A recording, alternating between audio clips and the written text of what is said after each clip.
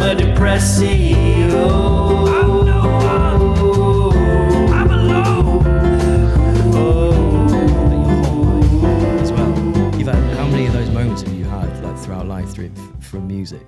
Just goosebump moments. You must have had several. Yeah, there's been a few. Yeah, but it still gets you now, even after years of creating, years of. It's like you never really get used to it. Yeah. You get used to certain aspects of it, but then something will come across and come out from nowhere. Yeah. And you're like, oh wow, you're surprised again. What's the seed of that idea where you were like, I think I want to try and do this, and then you've actually managed to put it into practice and get it to the point where the thing's happening, and then when it happens, it sounds even better than you could have even imagined. 100%. Yeah, that's real special. So man. because when we did that at Utopia, Yeah. so there was KFE and there was this young man called Julius, Yeah. and he was playing some percussion, djembes and Yeah. authentic percussion. But he sang as well, so he's like the male voice on that chant. Yeah. And we just recorded him. We bought some like gear to record them, and recorded them in this room. And at first we thought, yeah, we'll get them in the studio and do it properly. Yeah. But then we went back, took it back, me and Ryan, and we played it back. It's like, no, it sounds great. Sounds better in that room, kind of thing. Like more authentic, or just it was the room, it was clear. It was the room, and it was just the performance. Sometimes the performance is better than having to, repeat something within an inch of its life. Yeah, absolutely. Sometimes the imperfections or the little idiosyncrasies of stuff make it more authentic. And you bake those things in. It's like old school. It's like old school recording. Mate, absolutely. That's what you used to do. It's like, well, as long as it's not wildly sort of out of tune or something stupid. Yeah. The old school approach to recording was you bake in the performance. Yeah. I always think about, was it famously when Scylla, that's a tangent, isn't it? Scylla, as in, surprise. Right there. And you sound like my wife. And she, hey, Jess? Jess? You're joking. And and she did when she did, I think it was Alfie. Yeah. Recorded Alfie at Abbey Road with George Martin, and Burt Bacharach came across. This is like 1960, whatever it was, 1967 or something. Right. And Burt Bacharach came across from America, obviously wrote Alfie, to help co-produce the single, her version, because the original version was Dionne Warwick. Yeah. And she came and she sang it, and Burt Bacharach was famously really pedantic and particular in the studio. Every note had to be just so. And so she ended up doing about 30-something takes or something, apparently. I've seen, it's on film, actually. You can see it on YouTube. Yeah. And she's getting, each take, she's getting worse and worse and getting more frustrating. And Burt Bacharach, no, do it again. And George Martin's like, oh, okay. And then Scylla's like, I can't do any more bits. And George Martin just said to Burt Bacharach, he's like, oh, Burt, well, I think she got it in take 4. Yeah. Actually. And he went back to take 4 and it was perfect. And it was an Alfie was Alfie. What's it all about, Alfie? Yeah. And that's the one that went out. That's what they got. Yeah. And so what I'm saying is, in the chant that I've got in this song, Sunrise, we did it at the Utopia Theatre. Mm-hmm. In Sheffield. In Sheffield, which is just off the mall. Yeah. Great theatre group, black theatre group. And they recorded it. We did almost like an outside broadcast, basically. We took our gear into their room with the intention of almost like demoing it, demoing ideas, and then later on we'd go in the studio and refine it. Yeah. But when we took it back to the studio, Ryan Taylor and I listened back to what KFE and Julius had done. And it was great. Yeah, perfect. It was great. It was just like, she was screaming. She was kind of like acting it out. Yeah. In this wild kind of abandoned kind of way. I thought, no, we don't need to sanitize that. Yeah. So That's the yeah. and that's what it. That's the Yeah, performance. completely. Do you think it was do you think it was because possibly she's used to being in that space as well? So that's a comfortable space for her to fully like be whatever, like truly herself and perform to her like 100%. I guess sometimes if you bring that person into a studio that's a different space or somewhere they've never been before, Yeah, it can be different. When you're recording or any kind of work, any creative space. Yeah, the creative space is it's really personal, isn't it? Definitely. It's about vibe and about. Do you like our vibe we've got going on? This vibe's great. It's a bit chaotic. It's like Tiz was. It's a bit like I'm Tiz sure, was. mate. Yeah. We are, speaking of recording, we are recording, aren't we, David? Yeah. So welcome to everybody that's listening. We are sat here today with the one and only Steve Edwards. Hello. UK Steve Edwards. UK Steve But Edwards. to me, the only Steve Edwards. I put the UK on because Where are the other ones? Steve Edwards. I like my name. It's my name. Yeah. Steve Neil Edwards. Stephen with a PH. Yeah. But it's quite a common name, Steve Edwards. It's all right. It's nothing sexy about it. But there are a couple of Steve Edwards out there that do music, but there's one in particular because I'm known for like electronic dance. Yeah. There's a DJ producer in America called Steve Edwards. Oh, right. And I've had music confused with his. Oh, okay. At times yeah, when right. he does just like sort of almost like EDM kind of stuff. And I'll be tainted with that brush. yeah, and it's you know what I mean? Is it, well, I mean, you said that your name's not that sexy. Have you ever thought of being sexy, Steve Edwards? I thought about it. I was for a while. It could be that's a good wrestler name, I suppose. Man, I think I've been deep diving your musical journey, and I just find it fascinating so far. I've listened to a couple of podcasts and a bunch of stuff. I didn't even know like your beginnings were, inspired by going to see a band in a pub in Worksop. Yeah, it's lovely, man. 100%. And then going on to sing in that band. Yeah. Yeah. What were the band called? Blue Emotion. Blue Emotion. Yeah. They were called Blue Emotion. Still going? Any recording? cracking. Any recordings of those old days or They anything? did some recording, but Did they? I don't know where it is now. So you saw Blue Emotion in the pub, and eventually you went on to sing for Blue Emotion. Yeah. I was about 16, Yeah. something like that. We've got to remember a small town like Worksop, where I'm from. Yeah. Very proud to be from Worksop. Yeah, man. So this is the 80s then. Yeah. And kind of mid-80s. And back then, a small town, mining town, very tough. There was, just for a couple of years, for a hot minute, there was like a music scene. Okay, cool. Yeah. There were all these little bands and... What were the venues you were playing? Was it like a little circuit, like two or three little pubs or whatever? It was like youth clubs. It started out with youth clubs, and then it was like a pub. Then it would be like a nightclub or something like that. So little places like that. There was a cinema. There used to be a little cinema called the Regal Cinema. Yeah. And it was a really old, like by the name Regal Cinema. Yeah. So you had a stage and everything. And Oh, cool. I love that. It was proper old school. Like a mini Lyceum, I suppose. The question I wanted to ask you was, you sort of said that you ended up auditioning for the band and then they heard you sing and they were like, oh, we'll have this guy. Yeah. Were you, because I would say now, your voice for me, as soon as I hear your voice, I know it's instantly recognizable. You spent many years honing that voice and singing anthems. Right. Which we'll get to later on. But back in 1982, 2? It'd be 80. Later than that? 4, probably. 84? Something like that, yeah. Was the voice always there? Because you said before that you'd not really been a singer other than Not in at all. church and stuff. Just church, my dad, Yeah. my dad was a preacher. the Reverend Atmore Benson Edwards. He was a preacher.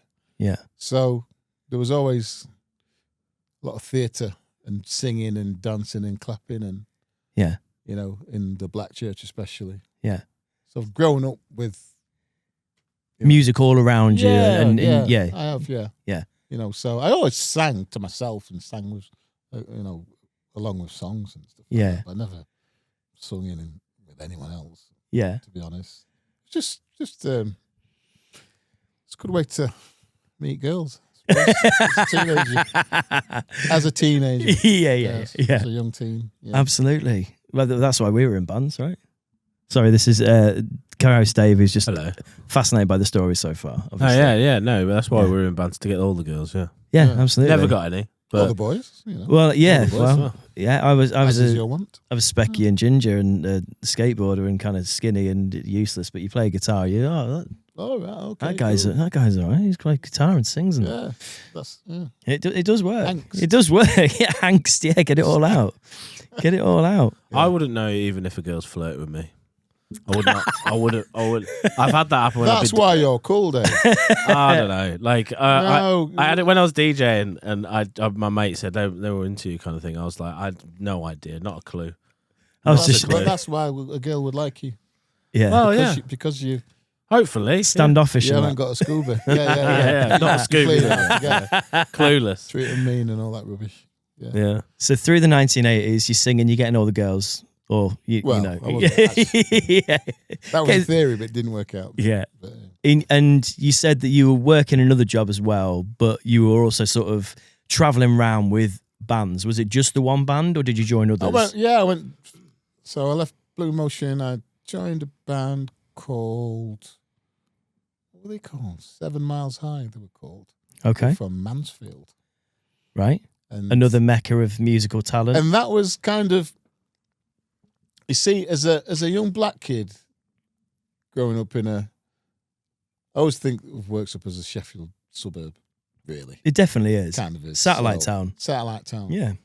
And as a young black kid, especially in those in the 80s, Yeah. it was tough, guys. I Tough. can't Tough even imagine. I can't times. even imagine. I'm going to take your word for it. Tough times, but there were Yeah. good times as well. You know what I mean? There were good times as well. So Yeah. So in the creative space, I was probably I was the only black kid in the village. No, I was the only black kid that was playing music. Yeah. You know, so I kind of put my head above the parapet in that regard. Yeah. And that takes guts as well, right? At that time. Yeah. So so a lot of my friends, a lot of my mates were like into 80s. What music was around in the 80s, mid 80s? Was it early? Was it too early for Human League and ABC and all those guys? No, or it was. was that happening? That was kind of after. So I mean, Well, you said you were very So- influenced by the Specials. Well, I to, was to in- go a little bit further. that back was for my you. that was my kind of when I was about 13. That was kind of the first musical tribe, if you like, Uh-huh. that I kind of understood that it was like a movement.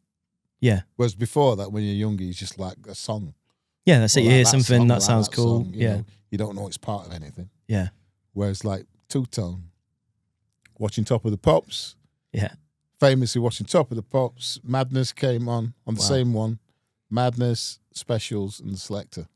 Yeah. Then there's a scene, there's a And I'm movement. looking at that. That was like 1979, I think Mhm. it was. I'm like, wow, what's that? And they had pork pie hats and the jackets, and I thought, this is amazing. Did you have a pot pie hat? And well, it was my dad's. He had a pork pie hat. And, Did you wear one after you Oh, saw God, them? God. Yeah. Well, I you tried like to. imitating the style and stuff. Well, my elder brother, Dave, he's like 6 years older than me, so he was like he was right in. He was into music and stuff, so I'd like Yeah. listen to his records, and he always, told me I couldn't play them. Leave my records alone. Leave the vinyl. But I always used to play them when he was out. That was kind of how you used to get into music, right? You used to listen to whatever your dad or your mum or your older siblings had Of course, yeah, back in the day. yeah. Yeah. So for me, it was our Dave really. That What was Dave listening to? he was back listening. then? He was listening to. I'd say he was listening to the Two Tone Revival. Scar Yeah. Revival. So he had those records. He had Yeah. Madness. He had Specials, The Selector, all that. Yeah. He was listening to He that, was and listening then to you that. see it on the telly, and you're playing his records, and you're like, wow, Yeah. this is my This is great. That Yeah. was my first kind of movement that I got involved with, and Yeah. the fashion, and I like what they're wearing and all that kind of stuff. So It's still cool today. it's great. Yeah, It's great. It's like I saw the Specials a couple of times just before Terry passed. Like I would say in the recent past, in like the last 10 years or so. Stunning, really special live. Like, but The Specials no were, pun intended. But see, for me, it's part of the fabric of Britain. yeah, Because they were, obviously they were quite political as well, but Yeah. they were like a party band, yeah, they were fun political. completely, Yeah, and you mentioned Lords of Flatbush earlier. That's I did. We tried to. I did try and invoke the spirit of the Specials Mate, it comes in across. Flatbush. 999, by the way, is a bona fide banger. It's, And- yeah. Oh, and that's, Do you know what? I tried to. Yeah. So I was trying to find your Lords of Flatbush music. Is it available to buy anywhere, or have This you, is the thing. is it? Flatbush was. It was a moment in time. It was like beautiful. It Yeah, was very quick. It went. It flew high yeah, quickly, and then it just kind of. What happened with Flatbush?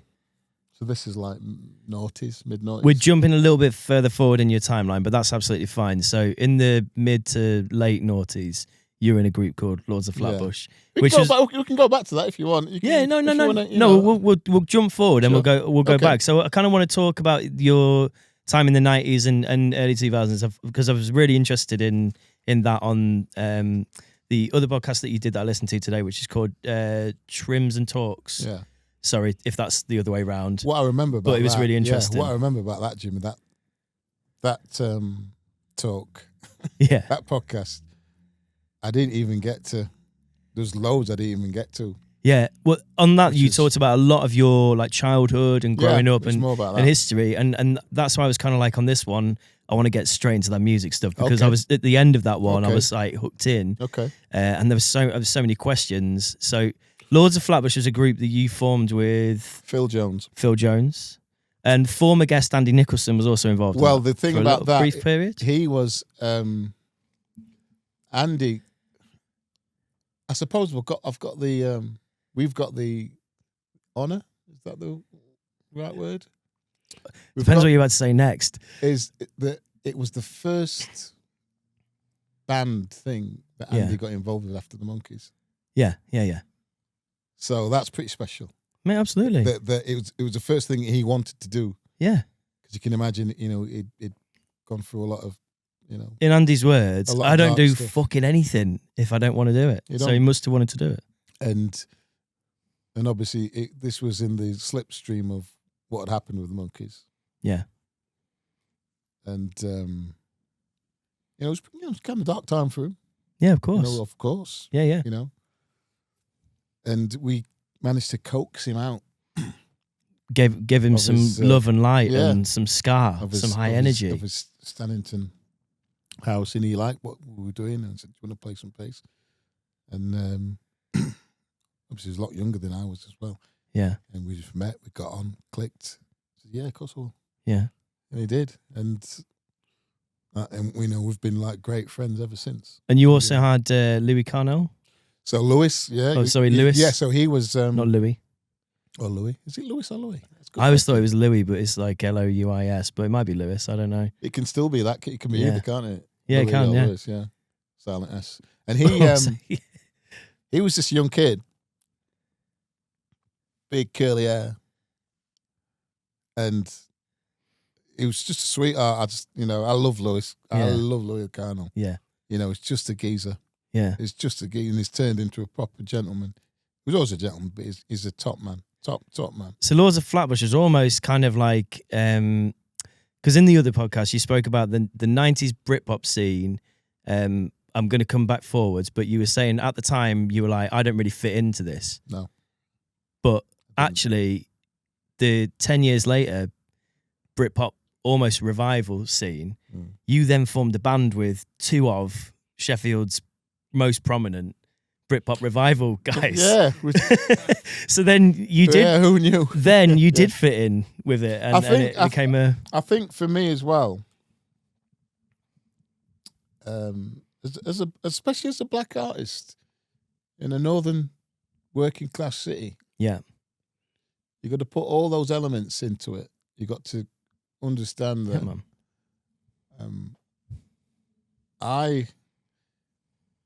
Everything that I was, it shouldn't have worked.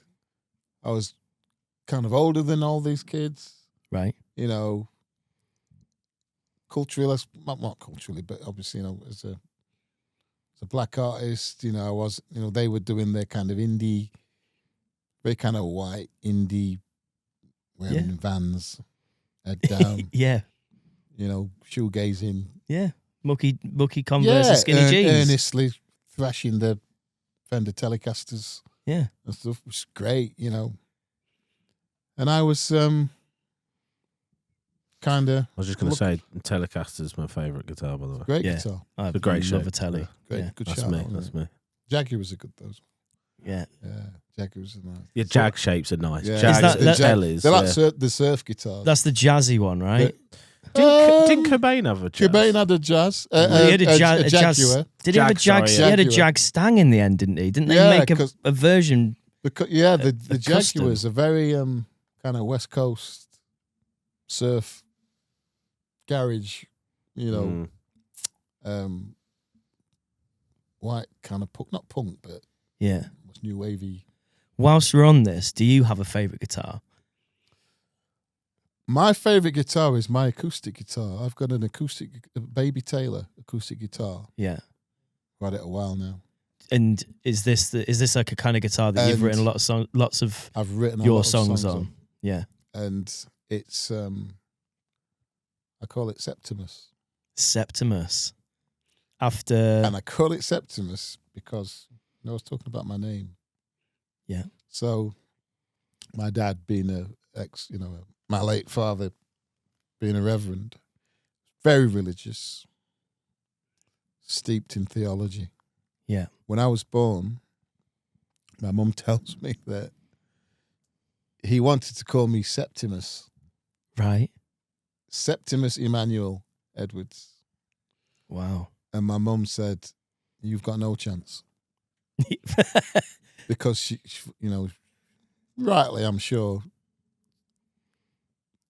suspected that I'd get slaughtered at school.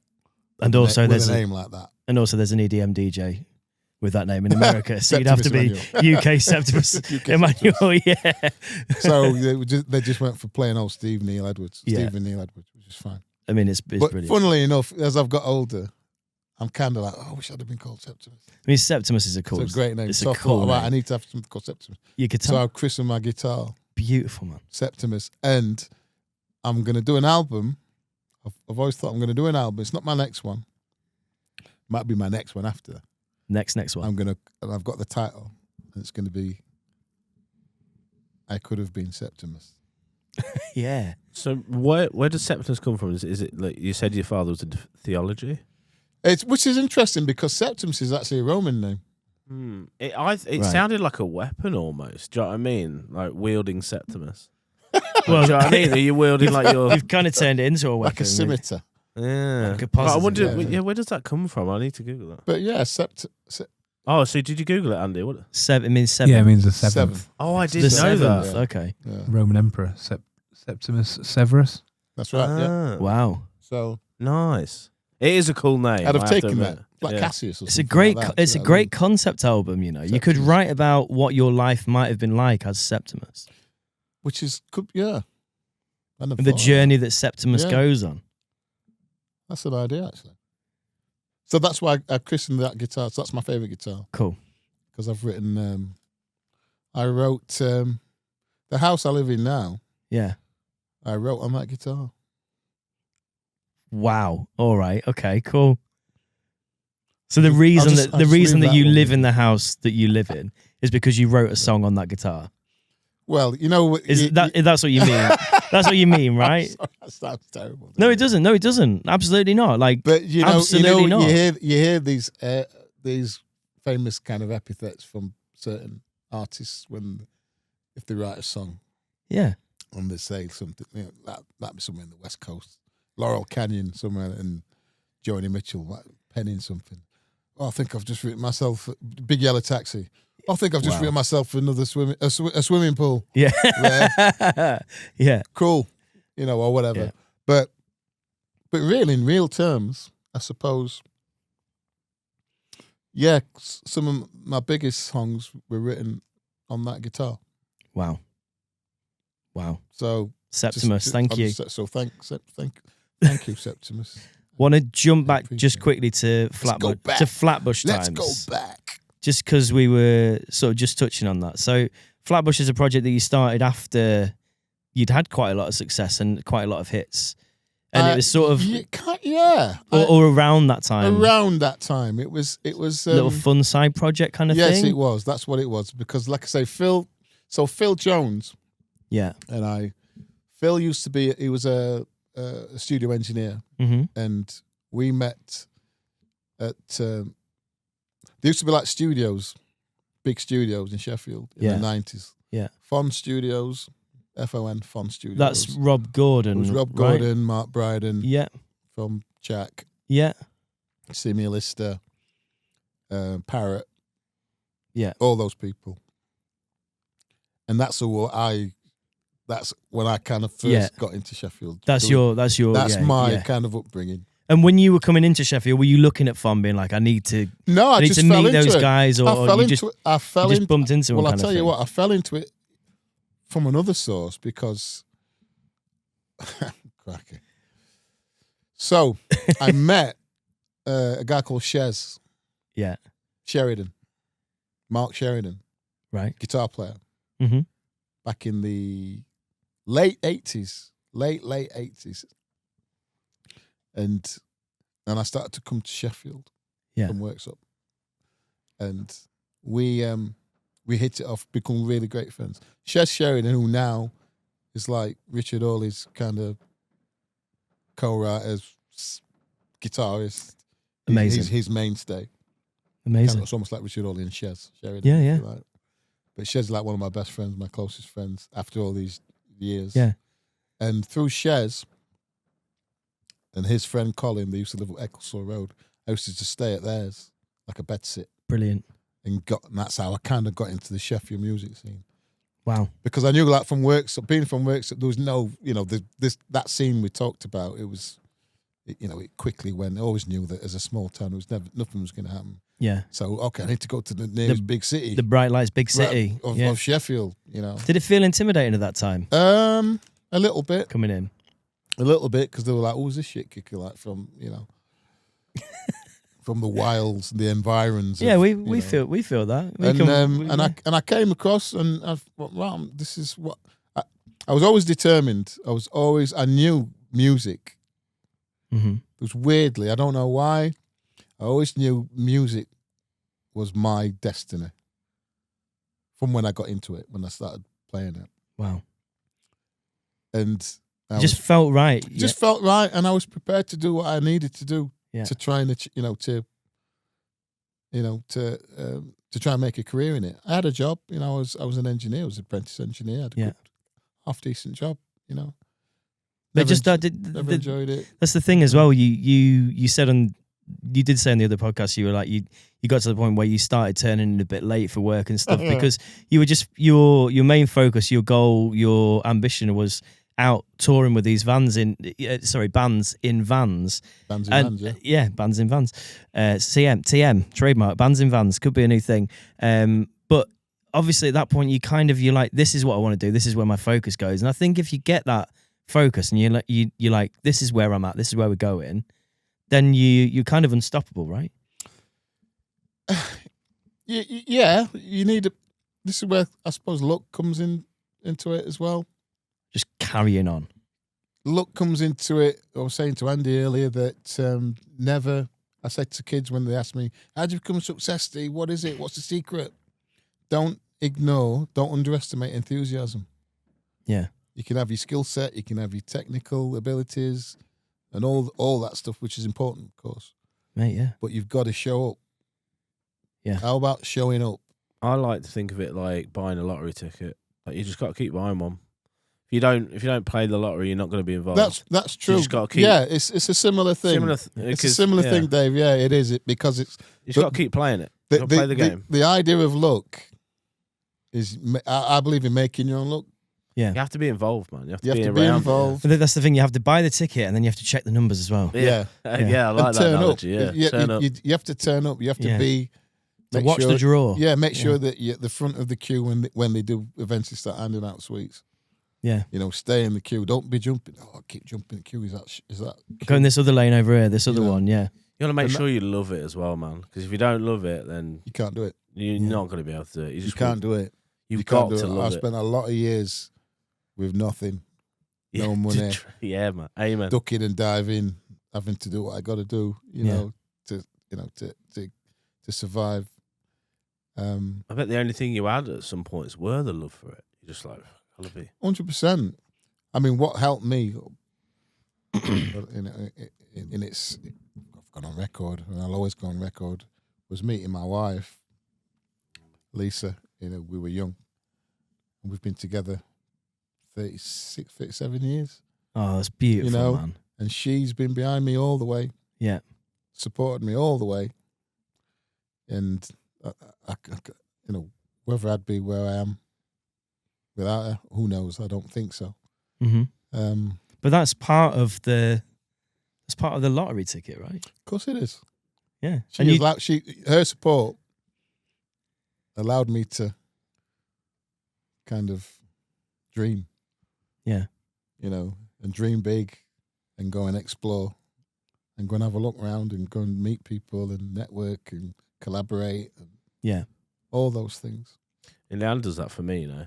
Like my missus. It's Dave's she's- partner. Yeah. Yeah, she literally, any kind of mad idea out, she's the only partner I've had that really gets it. Other partners have been like, I just don't understand it. They're just like, you need to figure out, you get a normal job, do this, do that. And I never understood normal They like jobs it to ever. start with. To start with, it's like it's what they like about you. Oh, cool, you're Yeah, different. thank Oh, you're a you. That's musician. the first thing yeah. they try and change. Sure. Yeah. Mm. And Leanne was the only one that was just like, go for it. Just keep going. I'm like, really? So, Yeah, it's go true. for it, Yeah. Go for it. Whereas Lisa's You got it. always been behind me. Always. Yeah. That's Same. beautiful, man. Same.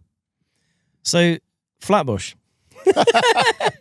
I just want to cover it briefly because I just love that project, man. Like this is a real personal one for me. Like I was trying to find some of your music today. I could only find 999 on SoundCloud and the remixes. Yeah, But you were saying it's part of a different time when Yeah, the Flatbush thing was I got distracted because I wanted to do a side project with Phil. So what I was saying was Phil. yeah, So Phil, I met in Fon Studios. yeah, We were good mates. So we've always been mates. And time passed, and then we finally got together. And Phil was like, "Do you fancy doing a project together?" Yeah. I said, "Yeah, okay." So we started putting these tracks together. And Phil's great. He's got his knowledge of music is vast. He does the Sunday Sevens things, oh yeah, 7x7. yeah. He's one of the people that kind of started that Oh, amazing with Tim. with Tim. Awesome. And so yeah, we started putting these tracks together. He'd like build up like the music, and I'd start writing these lyrics and concepts and stuff. And it was just like an aside. And then we did one track, and we did another one, and we ended up with quite a few tracks. Yeah, And it was just at the time of Tramlines when that was beginning, when that first started. when it first started. Yeah. So this is like 09 sort of yeah, time, so innit? the Yeah. synergy was perfect. Yeah, And I always felt that at that time, Sheffield were missing like a Basement Jaxie type of act or Yeah. something that was kind of funky, but like had like the Clash behind it. Do you know what I mean? Or and something that works in Sheffield for so many reasons. That's, But yeah, yeah, you're that's what it absolutely was, you're yeah. absolutely bang on So there. some of the songs, so we did the 999 thing, And I wanted it to be on about the specials, though. I wanted Yeah. to do because I always write some, not always, but I like to sort of do social stuff and commentary and not political. Yeah. You know, I'm not using a sledgehammer to crack a nut because who gives a shit. But I wanted to say something. Yeah, man. Do you know what I mean? And the 999 was about, at that time, a lot of the youth were getting slaughtered by the government. The kids are like, you know, no use, no ornament, and they're causing all the problems in the society and all the rest of it. I'm like, hold on a minute. I'm one of those kids that they were talking about. 'Cause Yeah, it was, you know. I was a kid back then for sure. And yeah. that's why I wrote 999. That's what it was about. Right for me, About man. giving the kids the break, giving them a break. And the video itself, you can watch the video for this on YouTube. I would recommend it. It's great. And you've got like a older couple running around. You know what that is, don't you? Yeah, it's Helder's mum and dad, right? It was John's McClaw's parents. Oh, was you it? know, yeah. So, beautiful. Obviously, his dad who's passed away. 'Cause Bless him, he was wonderful. There's loads of people credited in it as well to say thank you to. Matt's mum, Matt Elder's mum's in it. Yeah. Oh, right. Sorry, that's In right. fact, I think it's Matt and Alex's mum Matt and Alex's mums are in. are in it. So the Arctic Monkeys thread just goes through. So it's it's kind of weird that this kind of black kid from Workshop is kind of pulling in like the zeitgeist of these threads of Sheffield kind of royalty now, I suppose that what they are, but at the time, For me, you're part of the Sheffield royalty, though. I don't know about that because You don't feel like that. The thing is that because I wasn't born in Sheffield, not born and bred in Sheffield, Yeah. so my reference points are like my mates are not from Sheffield schools and stuff. Yeah. So I always used to think, why am I not getting the props that other artists are getting? Because I never used to get them. Because you're slightly outside. I never used to get them, and I'd see these other bands and other artists, and having like a fan base, and I'd be like, okay, and it was always seemed harder for me, Yeah. and I'd maybe put 2 and 2 together and come up with 4. I don't know, made me work harder. Yeah. But then I suppose I realised that I didn't have that sort of reference of, we used to go to I Green School, or we used to go to Ecclesfield School, or we used to, because I was from Workshop. Yeah. So although I've always been to Sheffield, I've always got family here, and I've always come to Sheffield, and I always found it a bit trickier. Yeah. No, I can totally see that. So in terms of see like that. feeling any props from the man in the street, Mm-hmm. I wouldn't tend to feel it. I couldn't see it or feel it. Yeah. Whereas I'd see other bands and I could see it. Yeah. I could see. I could go to a Melbourne gig or whoever, or Reverend, or whoever. These You've bands, also and they've been worked like with those hundreds guys. of kids or loads of because Yeah. they went to school with them. Yeah.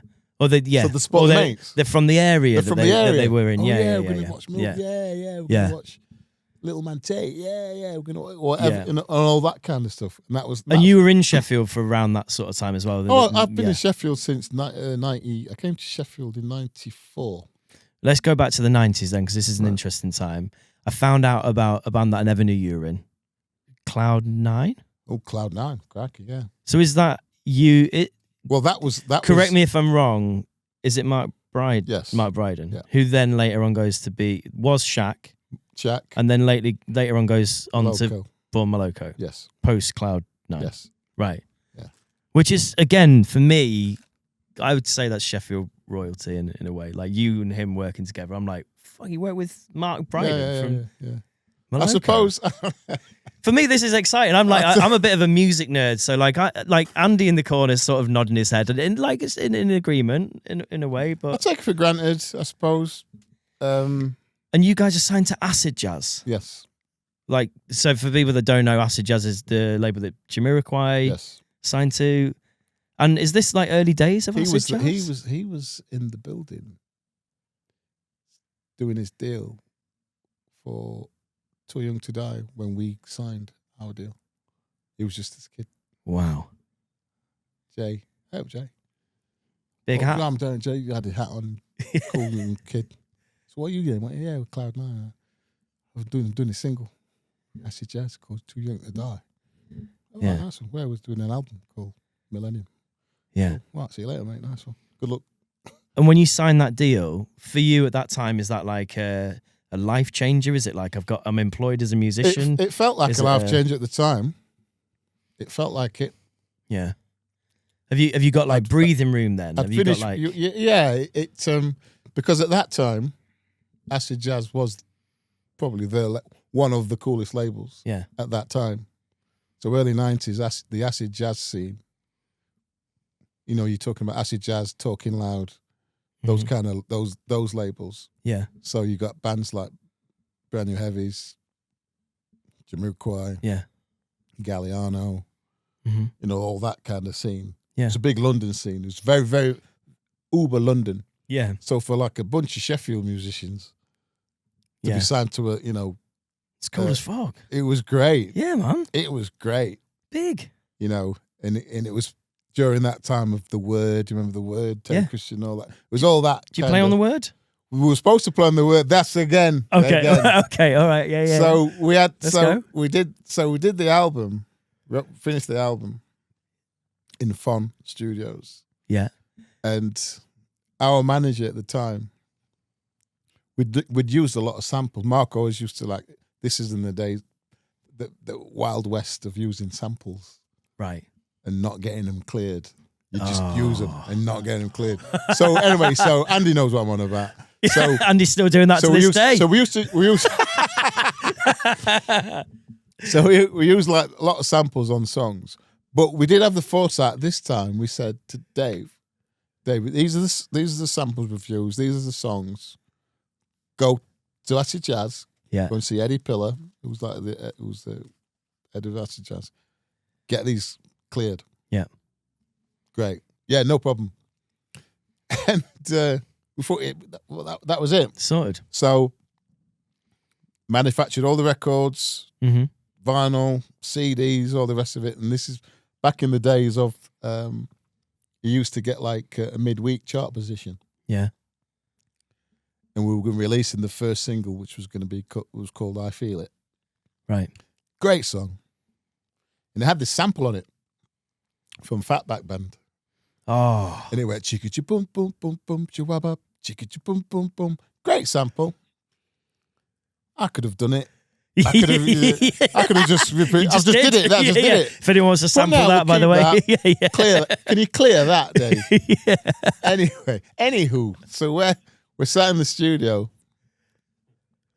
one day, and Dave's there Yeah. upstairs. There's an upstairs bit where his office was. We were sat in like the kitchen bit. Phone rang. You could hear the phone ringing, and he's talking. You could hear him going, what? We're not thinking anything of it. Anyway, he came downstairs, came into the kitchen, we're sat, and he was ashen. His face was ashen. Oh, no. And we had a midweek. Oh. Right, so listen to this. So Acid Jazz, at that time, I don't think they'd had a top 10 yet. They were still kind of, you know, it was really cool. But They were an underground cool underground record label. cool. Yeah, yeah, yeah. So The people that knew. I Feel It from this Sheffield band on Acid Jazz. Midweek, I think it was like 16 or something like that. So it could have gone on. It was like, Come it was on on. its way. And people were talking about it. It was a fantastic song. Yeah. You'll hear it. You've got it. It's Yeah, on, you can. know. It's still on. It's on streaming And, services. You can go and listen to it. It might have gone top 10, who knows? But it was going to be top 20 at least. Yeah. So we were buzzing. We'd been confirmed to do Guru, Jazzmatazz support Wow. tour. We were confirmed to Come do The on. Word Yeah. that following week, Why? you know, when it was a top show and stuff. Anyway, he walks into the kitchen, ashen. I'm like, Dave, what's the matter? What's up? So I've got some bad news. So why? What's happened? So that was a guy called what's his name? John. What was his name now? I can't remember his name. John somebody. Travolta. We'll go. John with that. Travolta. Yeah, it's John Travolta. The Baptist. John the And, Baptist. He said, hello, my name's John, whatever. I assume he sounded like this. And Git. I own Minder Music. I own a company called Minder Music, and we've got the rights to this, and included in on those rights, Fatback Band's back catalogue. And you've used a sample of the Fatback Band of this song without permission. Oh. And it said, I want something stupid like, at that time, like £15,000 or £20,000, 100% of the publishing, or I'm going to put an injunction on the record. From the whole record, or from just that track? On that track. Oh. But that was the lead single. That was by far, that's the that one. was the one Yeah. that was going to like catapult. Oh, God. And what he'd done, he'd waited for everything to be manufactured. Yeah. That's what they do. They Yeah, wait, yeah. Oh. so they can't go back. You know what I mean? Because if they'd have done it like 4 weeks before, we'd have been, all right, We'll just, Steve, go and make sure, just sing that, yeah. which I would have done. Yeah. You know. Yeah. So you wait till everything's manufactured, pressed, midweek chart position, and then he swooped in. Oh, God. And what happened was everything just went nuclear. Yeah. Mark lost his shit, you know, and I was like, what? You know, and it So your boy hadn't sorted it out, basically, or it Yeah. just hadn't got cleared? but the thing is, he'd not told us as well.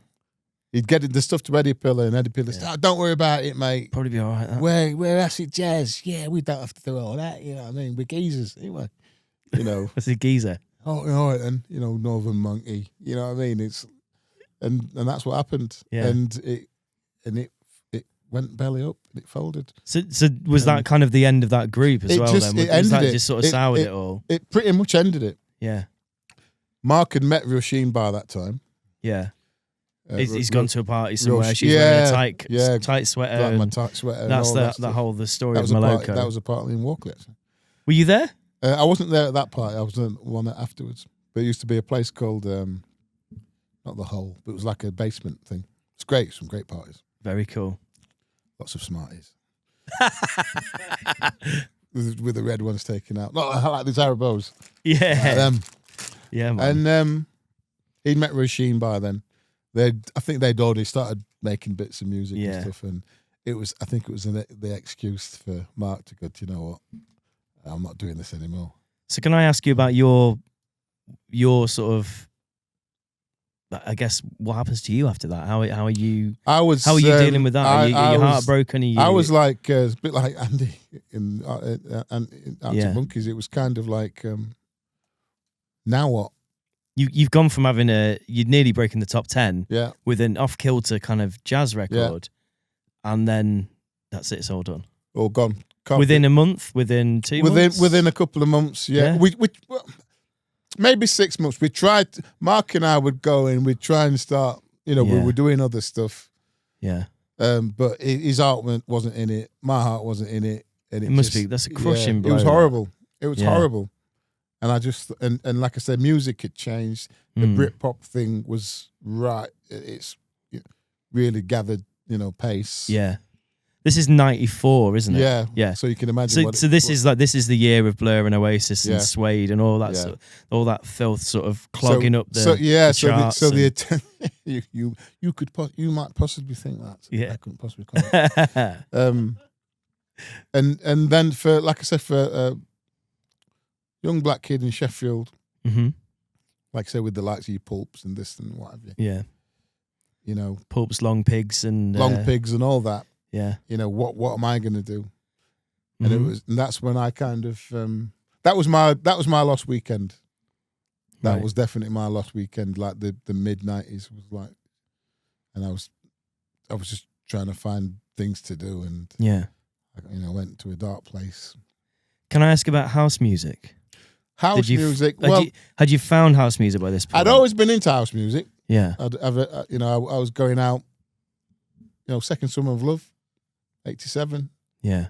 In my sort of late teens. So I was going out hmm because I used to go to football. I was a bit of a naughty boy at football and stuff. What's your And team? United. Sheffield United? Yeah, and My mum. I got into house music because, like it did with a lot of those ne'er-do-wells, Yeah. it was like, oh, right, this is different. Yeah. You know, this is interesting. Not fating at a weekend Yeah, anymore. this is interesting. Not getting, getting drunk and that. Having, like I say, having a blue M&M, Yeah. The blue M&M or two. finding a party or something, and going to telephone boxes and Yeah. get a telephone call. Yeah, go to that one. Turn left, go there, turn right, 100 yards, then go to that telephone box, get another telephone call, right, and doing that like a relay. Yeah. And then you end up at some daft warehouse at Wicker. Yeah. You know what I mean? Or somewhere. It sounds so exciting. That's what it was. It sounds so exciting. It sounds like the youth taking control and nobody knows what to do I about think it. what it was, when I look back, maybe even at the time, and I'm happy to be told I'm talking out my bum, but it was like for me, it feels like the last truly new movement Yeah. that was like nothing like it had been done Mm. before. There's a lot of things that has been done since then, whether it's grunge or this or that, but it's got its roots in something else. Yeah. So grunge comes from rock, whereas house music kind of came from disco, but it was other. It was completely It was other, yeah. and that's why a lot of people didn't get it, didn't understand it. What are they doing? Yeah. Taking what? And they're not drinking beer. What? Mm-hmm. And they're dancing for 6 hours until 6 o'clock in the morning. Yeah. Hey, what are you talking about? Uh-huh. And that's what it was. And I, hook, line and sinker, I went for that. And I loved it. I enjoyed it. Yeah. There'd be 2 cars full. This is back in the days when it was still provincial. Where were club your sort of culture. favourite memories and where were your favourite spots in Sheffield during that time? I'd love to know if you can remember We used to any. go to Jive Turkey. Used to go to a place called CJ's. Can we say Jive Turkey was also, so that's Winston Hazel and, That was Winston and Parrot, who was Parrot, mentioned before, Matt and Swift. Rob? Was Rob involved in that as well? He was, yeah. Rob Gordon? Yeah, he was. Yeah. Yeah. Obviously good Forge Masters and stuff. Yeah, so, yeah. So Sheffield Househeads will know that one for sure. There was a place called CJ's, which was up Broom Hall Yeah. way. That was great. That was great. It was like this, I don't even think what it was actually. Like a big house or like a like some kind of, not a youth club, but just like a centre. Yeah. And you'd be in a room, there'd be music going on, and just like a strobe light, just one strobe light like that. Oh, man. And then there'd be a room where there's a snooker table or pool table, and the smoke that was in there, and you'd be on one side, and you couldn't see the other side. It's like a London fog, the London fog of 1947. It was like that, and it was fantastic. We were like blazing and just listening to this. Guy called Gerald and all that stuff. Otherworldly Just music. Even if you listen to it now, it sounds like it comes from another planet. Honestly, doesn't it? Yeah. it was fantastic. So by the 90s, by the mid 90s, you falling from Cloud 9, you're already a house fan. Yes. You're already and you go into these nights and stuff. Yes. And are you still going out? Still going out. Mid 90s. Still going out. Yeah.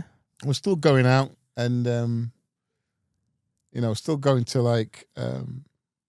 I was going to Manchester a lot. Yeah. I was going to Sankey's. Hacienda. Sankey's. Used to go to a place called Golden in Stoke. Amazing. Used to go to what's that place in Leeds? Mint Club. Yeah, still there, I think. Maybe not. I don't know. Used to go there. Yeah, up Uronson. It was called. That was one of the nights there. All these different places. Yeah. Different places. You travelled about. Yeah. Yeah, followed the music. Yeah. And this is obviously pre-internet, pre-social media. yeah. So it was like a phone call. You had Yeah. to be there at a certain place, certain time to get picked up. your If you mates wasn't, sort of that was telling it. you what's going on that weekend That or was whatever. it. Like, oh no, I've heard this. Steve, That I've was heard it. about this thing. And But it was still provincial go. club. The thing to remember, it was still provincial club culture. yeah. And provincial club culture was still about going to Roxy's or Mm. Josephine's or, these kind of nightclubs Yeah. where you had to wear a suit and a tie to get in and Ugh. slip on shoes and shit, Grim. and getting beard up and groping women and being horrible. Yeah. And now that wasn't, And this was completely other. It yeah, was, this wasn't for me. That Yeah. wasn't for me at all. Yeah. you know, and I was away from all that. It was. You found your people. You I found my people. Yeah. I found my thing. Yeah. And it was electronic, and I loved it. Yeah. And I think what happened then, what got me out of that dark place in the 90s post Cloud9, Yeah.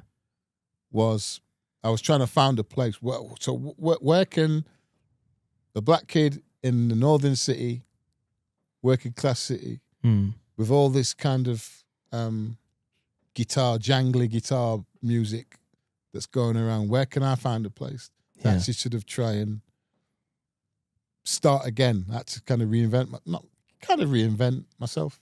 You got to pick yourself up. Pick myself up. For sure. And so I thought, well, what do I know? I know house music. Yeah. And at that time, so we were looking at like the late 90s now. Yeah. And house music then was the music that was becoming quite big then, because it had picked up a pace by then. Yeah. It was like American kind of house, more so like gospel house or soulful house. So you'd have your singers, your vocalists, tended to be Americans. Mm-hmm. You know, whether it was the divas like Jocelyn Browns and those kind of Angie wow. Browns, all those kind of people. Yeah. Or your Robert Owens, people like that, Michael Watford, those, you know, Byron Stingley, all that kind of stuff. Absolutely. And for me, and I've been writing songs, I've always been a songwriter. And I thought, so even during your dark times, you're still picking up the guitar. Writing. Yeah, there's no sort of period where you don't do music. You're still I'm writing. always writing stuff. Yeah. And I listened to these songs. I thought, there's not many British vocalists out there doing stuff. Well, they were doing stuff, but it weren't kind of not on the same level. Yeah. And that's when the light bulb kind of went for me. I thought, that could be a way forward for me. A feature, you know, it's featuring featuring certain artists. I thought, okay, I'm happy to be a featured artist. You know, maybe that's the way forward in house music. So the first gig I got was I met a guy called Charles Webster. Yeah. And Charles Webster from Nottingham. How did you meet Charles? I met Charles through. Why did I meet Charles? It might have been through so I got one of my closest friends, a guy called Matt Swift. Yeah. And Matt Swift, like I say, he was one of the architects of Jive Turkey. And he was always like a club promoter. Yeah. And we were good mates.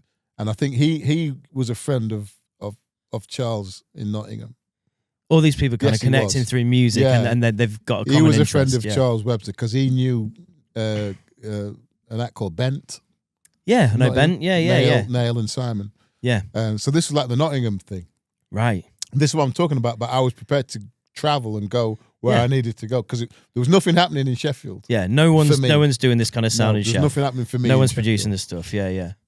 Because the stuff that was happening, the electronic stuff, was probably a bit too bleepy for me as a vocalist. Yeah, absolutely. You know, the stuff that Parrott was doing and Robert and Winston, and that, it was that, you know, the Sweet Exorcist stuff. Yeah. You know, Sheffield Bleep's famously kind of bleak and dark and moody sound, which is heavy. I'm kind of, you know, I'm a singer. You're a sweet guy. You've got a sweet voice. Yeah. And you know, I'd done bits with Robin Taylor Firth, who went and did, you know, stuff with Nightmares on Wax. Nightmares on Wax. Yeah, well. And then he went and did Olive, you know, and all that. Yeah. Of course. You're not alone. And so I went to Nottingham with the guy Charles Webster. Sarah J was involved. Yeah. Another legend. And we did this album. We had an act called Presence. We wrote an album, recorded this album called Presence, late 90s. Yeah. About 98. Signed it to a label called Pagan. Mm-hmm. Great album. It's a great album. Available to listen to still? All Systems Gone. Wow. Check that album out. Can we still find all this? We'll link all this in the link in the you'll bottom. Find it. It's fantastic. We'll link all this in the description, all It's Steve's music fantastic. we've spoken about. And one of the albums I'm most proud of. Amazing. And we did that. And again, about timing, that was at the same time that, you know, like the electronic music festival thing started to happen. Okay. Creamfields, Homelands. And before that, there hadn't really been anything on that scale. Not really, no. Yeah. That was just catering for Did You know, did they come in? Sorry I'm just so fascinated by your whole story, man. Sorry if I'm just asking 1,000 questions. Did they sort of come in to fill the void that like massive raves, because they sort of got shut down with I the think criminal so, yeah, justice because bill, and, and then right, okay, cool, we'll do it sort of legally. We'll do it Yeah. we'll do it Creamfields. became legit. Yeah. And because your normal common old garden kind of festivals, Mm-hmm. which were tended to be for like bands and artists and live Yeah. music and stuff, Yeah. they didn't cater. You might have a small tent for a bit of dance for a DJ With odd DJs, You yeah, know. yeah, but it didn't cater for obviously a more of a bigger audience. it's just mad to think about now, isn't it? Because it's such a DJ culture. But sorry, carry But that's on. the thing. So Yeah. obviously These are the roots of that, right? the here. roots of it. Yeah. So right, let's we're going to do a festival. Let's take Creamfields, say. Yeah. A festival. It's all about dance music Yeah. and those kind of. So we were around at that time. So we Amazing. did the first Creamfields. We did the first So Homelands. Good, man. Because the album didn't sell a lot. Sold all right. It sold about. I think we sold about 80,000 albums. That's Which was a- 80,000 more than me. You know. Yeah. So, but But to the right people. But to the right yeah, people. Yeah, yeah. But what that record was, that was a turning point for me. When you think about what was your turning point, when was it? What was it? People think it's like working with Bob Sinclair or whatever. It's not. Yeah. It's never. It's always something It's never the biggest thing. more innocuous. Mm-hmm.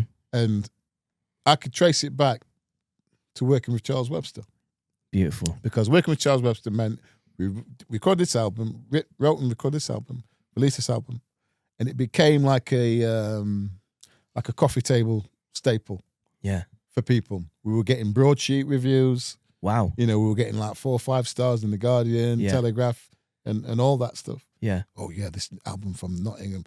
Oh, Sister's Gone. Charles Webster. And famously again, look. When talking about making your own look. Yeah. I think one of the things that wasn't lucky, because we asked her to do it, but it was Shara Nelson for Massive Attack. Yeah. She did a couple of songs on the album, Right.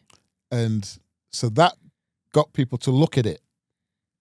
She was it's Massive Attack. Oh, we'll give it a Right, look. Shara Nelson. Unfinished the rest of this Sympathy. is amazing. Oh, wow. So what's she doing then? Yeah. And they looked at this. She did a song called Sense of Danger, great song. But it meant they looked at the album, the rest of the album. They went, oh, Dude. sugar, this is a great album. Yeah. And we started to get promoters who'd come. So, fancy going out live and stuff. And so, yeah, sure, we could put a band together and that. So we put a band together. So you're doing these songs live. and It's we were not going just out DJ sets. So Yeah, we were yeah. going out live. Wow. And that was a bit of a game changer. Yeah. Because electronic acts at that time weren't they were DJs, Yeah. but they weren't going out as a band. How are you doing it live in that time? Is it complicated? Is it? Not really. Because it's not like laptop and Ableton setup now, is it? It's like It was Charles was on keys. Yeah. We had. We were playing to that drum machine, so that but Charles was on keys. Yeah. We had a guitarist. We had a couple of singers. We had percussionists. We had trumpet players. So there was something for people to look at. Mhm. And we were doing shows with like Faithless Wow. and those kind of acts at that time. Yeah.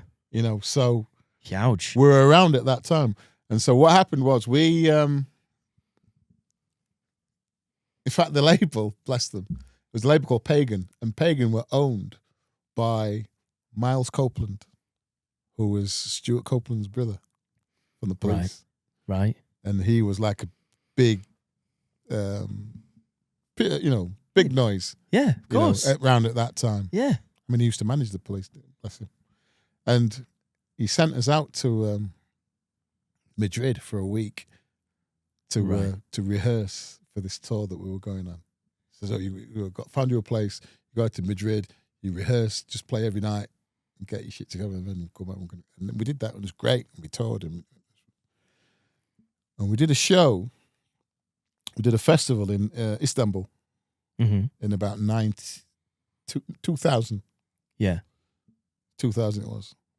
We did the show, and on the bill was Roger Sanchez, Basement Jaxx, Cassius, some others, Man. quite low on the bill, but it was great bill. These Wow. these names though, man. You These know. are like these are spine tingling names. It was great. Jimmy, it was Yeah. great. And we did the show, came off stage, in the green room, sat, having a few beers and stuff. And I kid you not, Felix Buxton came in.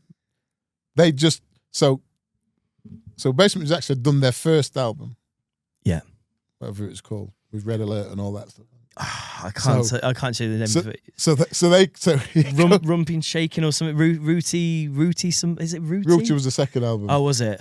Yeah. What's the? And What is it? Oh, so they done that. So they just done their first album, right. which they were touring. Yeah. He came in, Felix. Oh man, we love your album. It's fantastic. We've got it. We're like, oh wow, Felix Buxton, shit. And I Yeah. was like, again, Dave talking about making your own look. I was like, at this point in my kind of nascent career, I was a bit more switched on then, and I was like talking to him, lovely guy, Felix. Oh wow, yeah, great. Oh thanks, man. Cheers. Yeah, you've just done your first album, haven't you? I said, well, if you like it, well, I'm Steve. I'm glad you liked it. If you ever need anything, because I'm thinking, you must be, maybe you're writing your second album now. Yeah. And here's my number, get in touch. Okay, he took it. And he went, and then Come on. later that night, Philippe Zadar did the same thing Oh. from Cassius. Came in, love your album, blah, blah, blah. I'm like, oh God, Philippe Zadar, Cassius, shit. It's like he was in the room then. Yeah, A bit. and yeah. Yeah. I wish he was. Yeah. Absolutely. And same sketch, and I was a massive Cassius fan, Yeah. and I gave him my number. Yeah. Just in Istanbul, and left. Didn't think any more of it. Went home. 3-4 months later, got my young daughter. She would have been 4, something like that. Uh-huh. Taken her to nursery, Denby Street Nursery, just round the corner from here. Yeah. My phone rang, my first mobile phone. My phone rang. Hey, it's Philippe. Oh, hey, Philippe. And it was raining. I remember. It was raining. It was a Tuesday. Hey, it's Philippe. What are you doing at the weekend? So why? So we want you to come over to Paris and we want to work with you. So what? Cassius? Yes. Okay. Wow. Rang my wife. Well, it was my wife. Yeah. So I rang Lisa, and I said, I just had a phone call from we want to go to Paris. Philip said, "Oh," he said, "Yeah, you got to go." Yeah. That's how cool my wife is. Yeah. Yeah, you got to go. So okay then. So I went. I was only supposed to go for a couple of days. I was there for like a week. Went to Paris. From works up to Paris, right? Here we go. Went to Paris. Obviously met Philippe Zadar and Boombass Yeah. in their studio. It was just around the corner from the Arc de Triomphe. Okay, Arc de Triomph's there. Their studio's there. Yeah. Okay. In the studio with them. Hung out with them. That was a week that changed my life. Wow. That was a week that changed my life. It was never the same. Yeah. Because what I loved about it, so it's 2000, 2001. Mm-hmm. So this was right in the flames that were just burning of this new nascent French Yeah. electronic scene, Yeah. which was just about to take over the world. Yeah. But at that time, it was just bubbling under. So you had these artists like you, Bob Sinclair's early Bob Sinclair. Yeah, man. Or I mean, Daft Punk have been doing little Super bits, haven't they? Discount. Yeah. Daft Punk had done their first album. They'd done Homework. Yeah. Cassius had done their album. Yeah. Air had done their first. Yeah. So it was all Is this. it Etienne de Crecy as well? Etienne de Like doing Crecy, stuff all as those well. Yeah. Yeah. Play Paul, all these acts like Wow. that. So, but what was really cool about it, just like Sheffield, they were all mates. Yeah. They were all mates. Yeah. And we'd go out for dinner after, we're meeting, what we're doing tonight? Oh, we're going to meet Pedro Winter and we're going to meet DJ Falcon. And then, okay, cool. And then what we're doing tomorrow night? Oh, Thomas is coming out with us tonight. We're going to have a few beers. And Thomas who? Oh, Thomas Bangalter. So, what? Thomas Bangalter? Yeah. Yeah, he's coming out here. Okay. Oh, Thomas Banalter. Yeah. Met Thomas. No Come on. helmet or anything like that. Yeah. Because this is after Homeway, so they weren't what they They weren't what Daft they Punk finally then. became, but were they Daft Punk, yeah. but they weren't Daft Punk. Yeah. They were still like all around the world and all that stuff. Yeah, But- yeah. And he was a sweetheart. He was fantastic. Lovely guy. So I was hanging out with them, and what happened was I felt so at home. My French was getting better. I used to do French at school, and I was pretty good at it. Stuff was coming back, and it was like I could understand them. Yeah. At first, I couldn't understand what they're talking about, Uh-huh. But then after a while, it was like I could get my body language and just, it's like a human thing. You just kind of, and I'd kind of join in. I'd laugh it when they'd laugh and, whatever, and go, oh, hey, when they do that. And Perfect, yeah. they just welcomed me, Fitting and it in. was wonderful. And they put me in a little hotel in Montmartre, a place called Montmartre. I don't know if you know Montmartre. In I Paris. don't know Paris too well. Montmartre is a place where all the artists are. It's Not been like invited out yet. it's near the Pigalle, near the Moulin Rouge. Right. And Sacré-Cœur, big church, big white church. It's on the hill, and it's a beautiful bohemian kind of place, Yeah. kind of Ladbroke Grove kind of thing. Yeah. And I'm sat waiting for Philippe Zadar. He always used to pick me up in his Golf GTI. As you do. As you This is life now. And, right? This is and I'm sat and I'm having a coffee, and I'm sat in the little coffee shop waiting for him to come in. He'd come every day. Anyway, we started working on this tune, Mhm. and they're getting the music together. And I said, "Yeah, I'll think of something." Yeah, I'll think of something. And I'm sat, and because it was so busy in Montmartre, you used to get lots of tourists, and you'd hear all the chatter. And I'm writing old school pen and paper, and I'm listening to these people, all this stuff life going by. Mm. And I wrote, it sounds like violence. It sounded like they were fighting. I just put, it sounds like violence. Yeah. And I put sound of silence. Sam and Garfunkel. Sounds like violence. I can't call it sound like violence. Actually, yeah, but sounds like violence. No, sound of violence. Okay. And then I just started to write like a stream of consciousness. Yeah. Like a poem. Oh, my heart's taking me back to blue. I've fallen into my own senses. Another night, another day. It's better this way. Let the music play. Blah, blah, blah. Wrote all this stuff. Philip came, picked me up. Yeah, I think I've got something here. Went in the studio. Put some ideas down. Started working on these ideas. And I had this little part. It's like a little hook, which I thought this would be like a nice pre-chorus. I said, I haven't got the chorus yet, Philippe. I've got a verse. I've got a couple of verses, Mm. and I've got a pre-chorus, like a bridge, and then I'm going to write a chorus after that bridge. He says, how does your pre-chorus go? I said, it feels like I'm gonna be inside of you when the sun goes down. And I said, but I'm going to go to something else. Yeah. He says, what are you talking about? I said, yeah, I'm going to go to some. Hugh Bear looked at each other. And they said, that's your chorus. So what do you mean? He says, just sing it again. I feel like I want to be inside of you when the sun goes down. It's just that. Yeah. He says, that's your hook. Famously, He it's says, that. that's your chorus.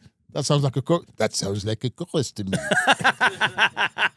I'm like, what do you know about songwriting? I said, do you think so? She said, yeah, we'll just repeat that bit. And anyway, we did that. And then we repeated it. And I'm listening back to, actually, yeah, I can see what you mean. And then, anyway, we did that.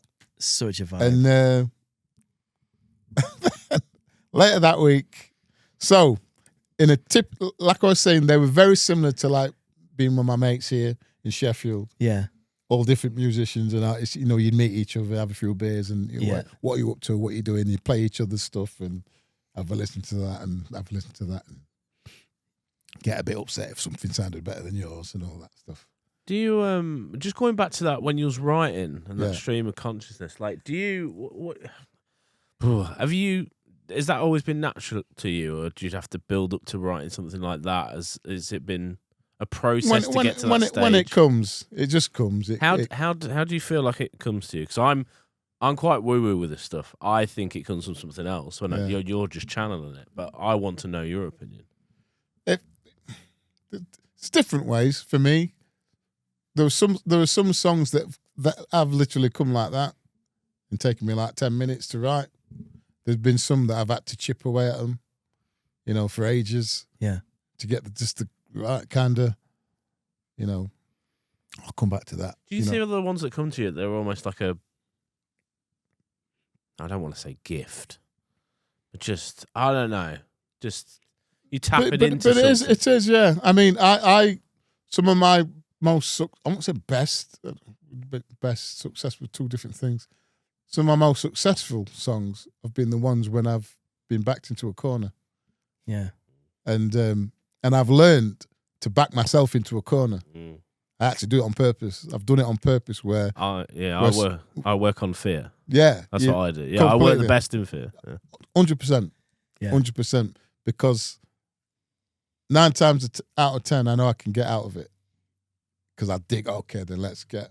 All right, then what's... All right. And then that's when something, the black magic, the voodoo comes. And he picked me up, Philip Sedar, this one day. And the sun was out. Picked me up, rolled the window down, says, "Hey, Steve, Thomas gave me a desk mix of something that they're working on at the minute." Oh, Thomas yeah. Bangalter. Oh, So God. has he? Says, "Oh, yeah. I think he says it sounds all right." So it's a desk mix. They've not finished it. It's a demo. Mm-hmm. I'll go and put it on then. So he's put it on, CD CD. in the car. Yeah. Just the, with Sharpie on it. Thomas Bangalter's CD with a Sharpie on it. Yeah. DP, Yeah. whatever. Track 1. Track 1, Mm. sticks it on. Harder, faster, better, stronger. For the first time in Desk mix. Zidar's Golf GTI. Driving through Paris on a sunny Thomas, day. get it in. Have a listen to that. What do you think to that, Philip? Let me know what you think to it. Something we're working on at the minute that you gave it him last night. And what did you think to it the first time? And he you heard played it. And it came out. Get gang, kankin, kankin, kankin, kankin. Boom, ba, boom, ba, boom, boom, boom, boom, boom, boom, boom, boom, cling, cling, cling, all that. Yeah. In the car, window down, sun out, French dude next to me. I'm sat there. I turned it up. And I says, because we were working on Sound of Violence. I said, Philip, I think we're going to need more bass. And that's what I said to him. Wow. It was like Joe's. We need a bigger boat. He's like, I think we're going to need more bass. Wow. We went in the studio. We went. So that hearing that as well pushed the eventual sound Pushed it. of what Sound of Violence became. Yeah. Fuck, man. And it was like, What is this week in your life? That's what the it was. Craziest week ever. and it was that changed the direction of travel for me in 2000. I just love going. 25 I just years ago. love going back just briefly. That moment in the 90s, just after Cloud 9 have gone, you're like, I don't know where I'm at. I don't know what my direction is. I'm still writing tunes, and then you're like, maybe I could be a featured artist. I guess like just the thread of an idea, Mm. and then like a couple of years later, you're sat in fucking Paris with Zadar driving around in a GTI, listening to Daft Punk's arguably most iconic I know. tune. I remember hearing that song for Yeah. the first time, being like, "What the Were you fuck in- is Yeah. this?" Were you in a Golf GTI? No, I wasn't. You was. But I'll tell you what, Dave. I'll tell you what I will say. Crazy What I will say. What the hell, The man? thing about crazy. the French at that time, why it was so cool, because they'd taken that electronic music art form Mm. and created something else that was different. Yeah, That French touch that they the called French, it. yeah, the French touch. touch era, yeah. And that was something that it wasn't a hindsight thing. It was one of the few times where, in the moment, you knew you were part of something special. Oh man, At that moment, when they kind of got to grips with Sound of Violence, and towards the end of the week, I was there. Mm. We were like, okay, then we think we're kind of there now, close. We put it on, and the vocal that I'd put on. Because I knew even like the vocal, the way that I put the vocal down. I did it because I wrote it. They had a guitar there, and I'd strummed the guitar, which makes me sing in a different way. Yeah. Makes me approach it in a more skanky kind of way. Yeah, yeah. So I'm kind of so I'm kind of weaving my vocal around stuff. Yeah. Because I know that when I do that, instead of like when you're playing to like the beats, you can be a bit more robotic. Sometimes you just fall into being too metronomic.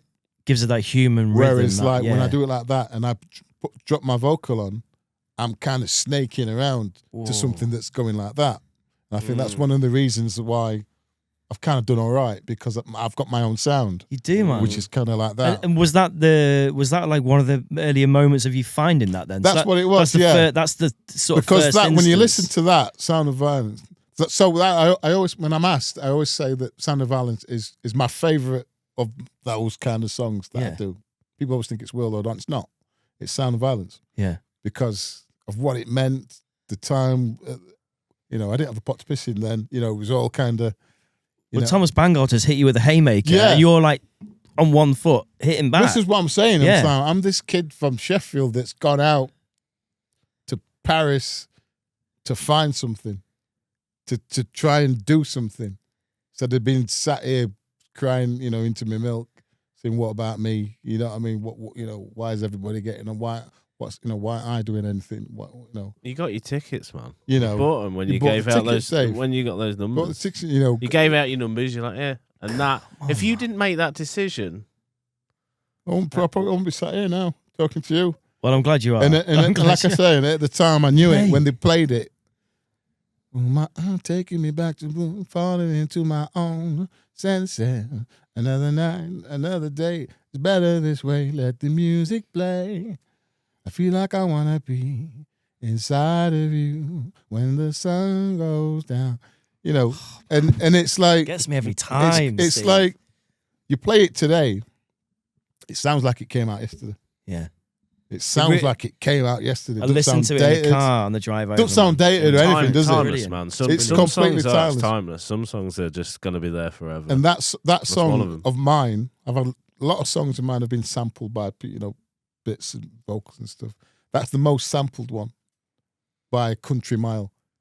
It's I'm been not surprised. sampled. Just that line.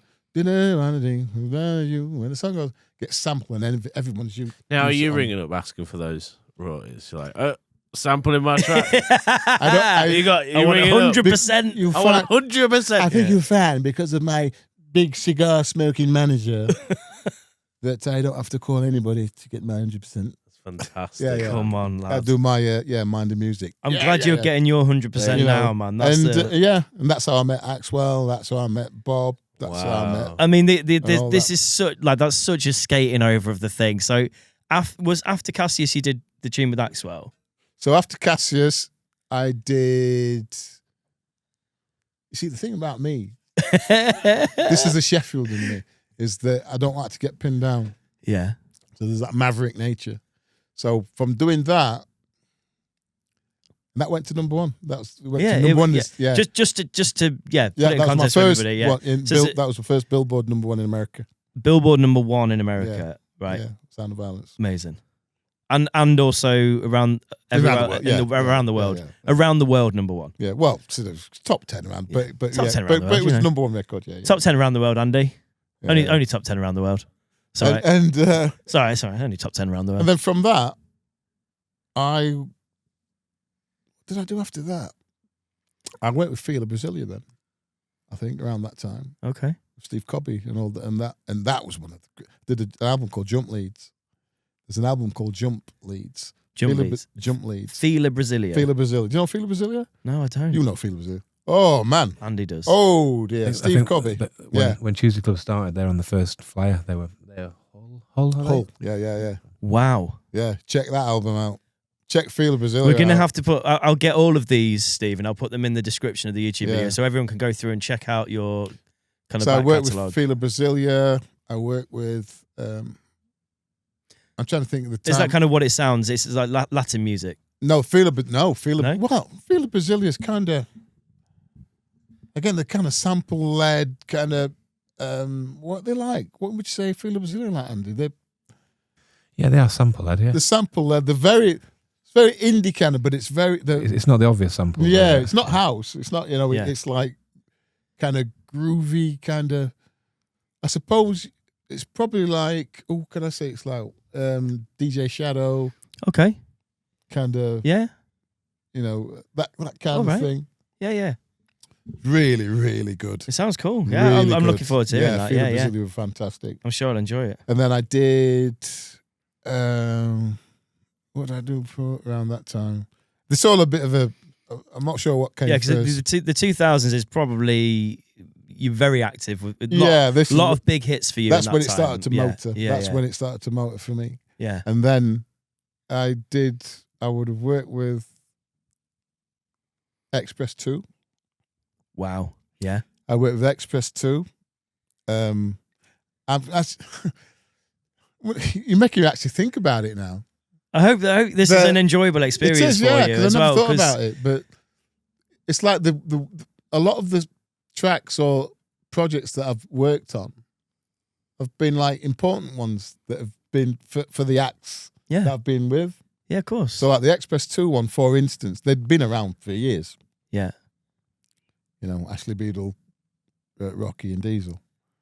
And, there were always like a name in that underground electronic, one of the big, in that thing. Yeah, I know that. Never crossed over.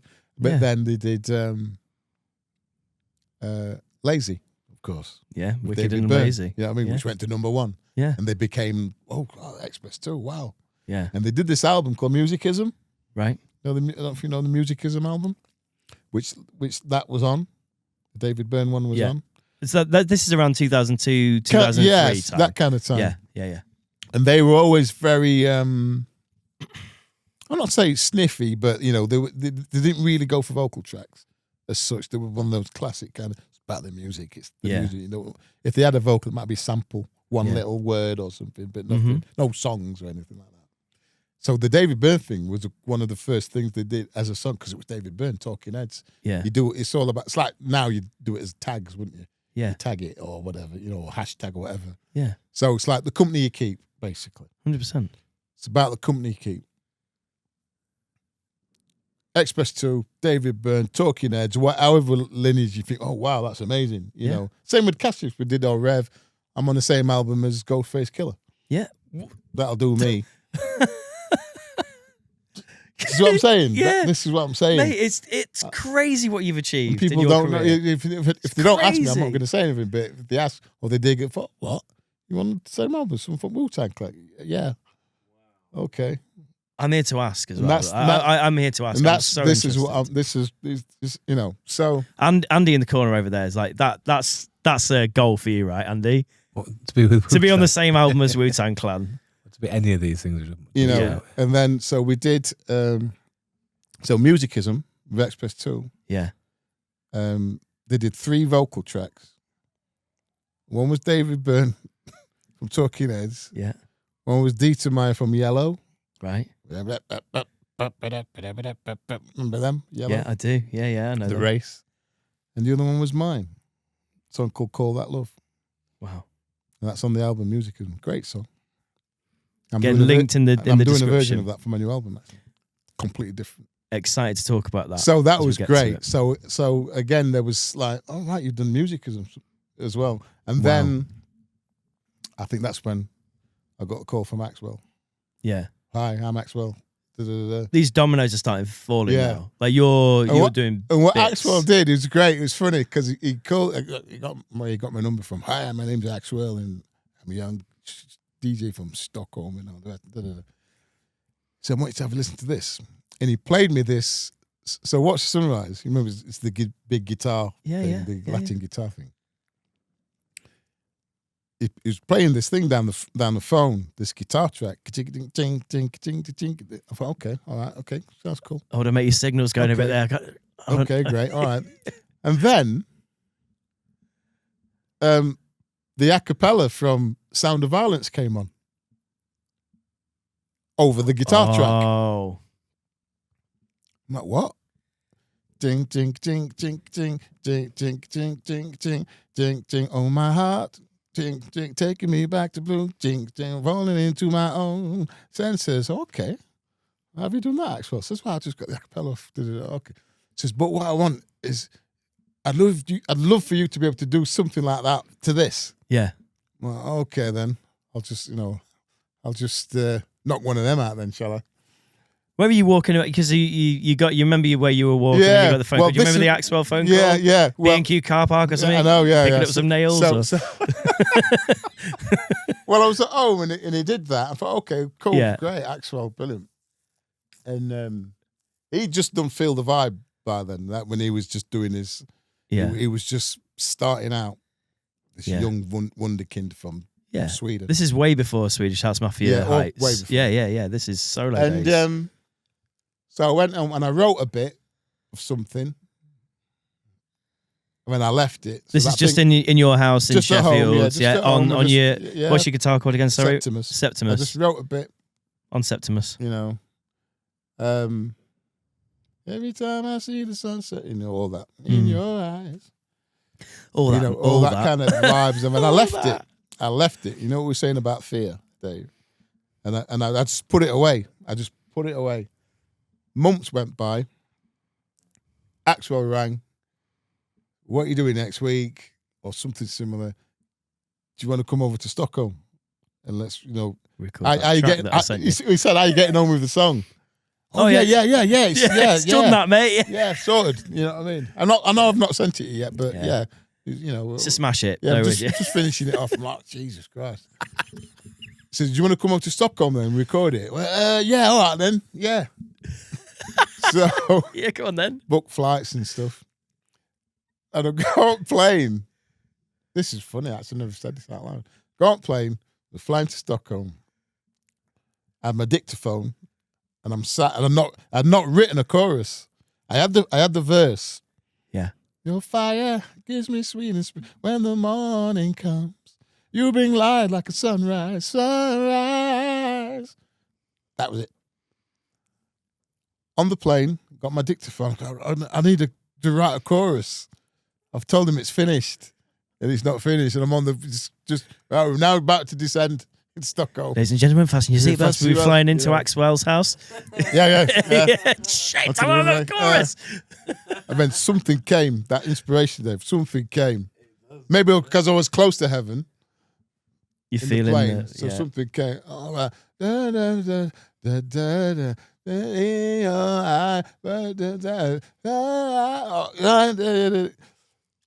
Wrote the chorus on the plane, finished it, went down, picked me up. Lovely guy, I met him, his mate, Sebastian Ingrosso.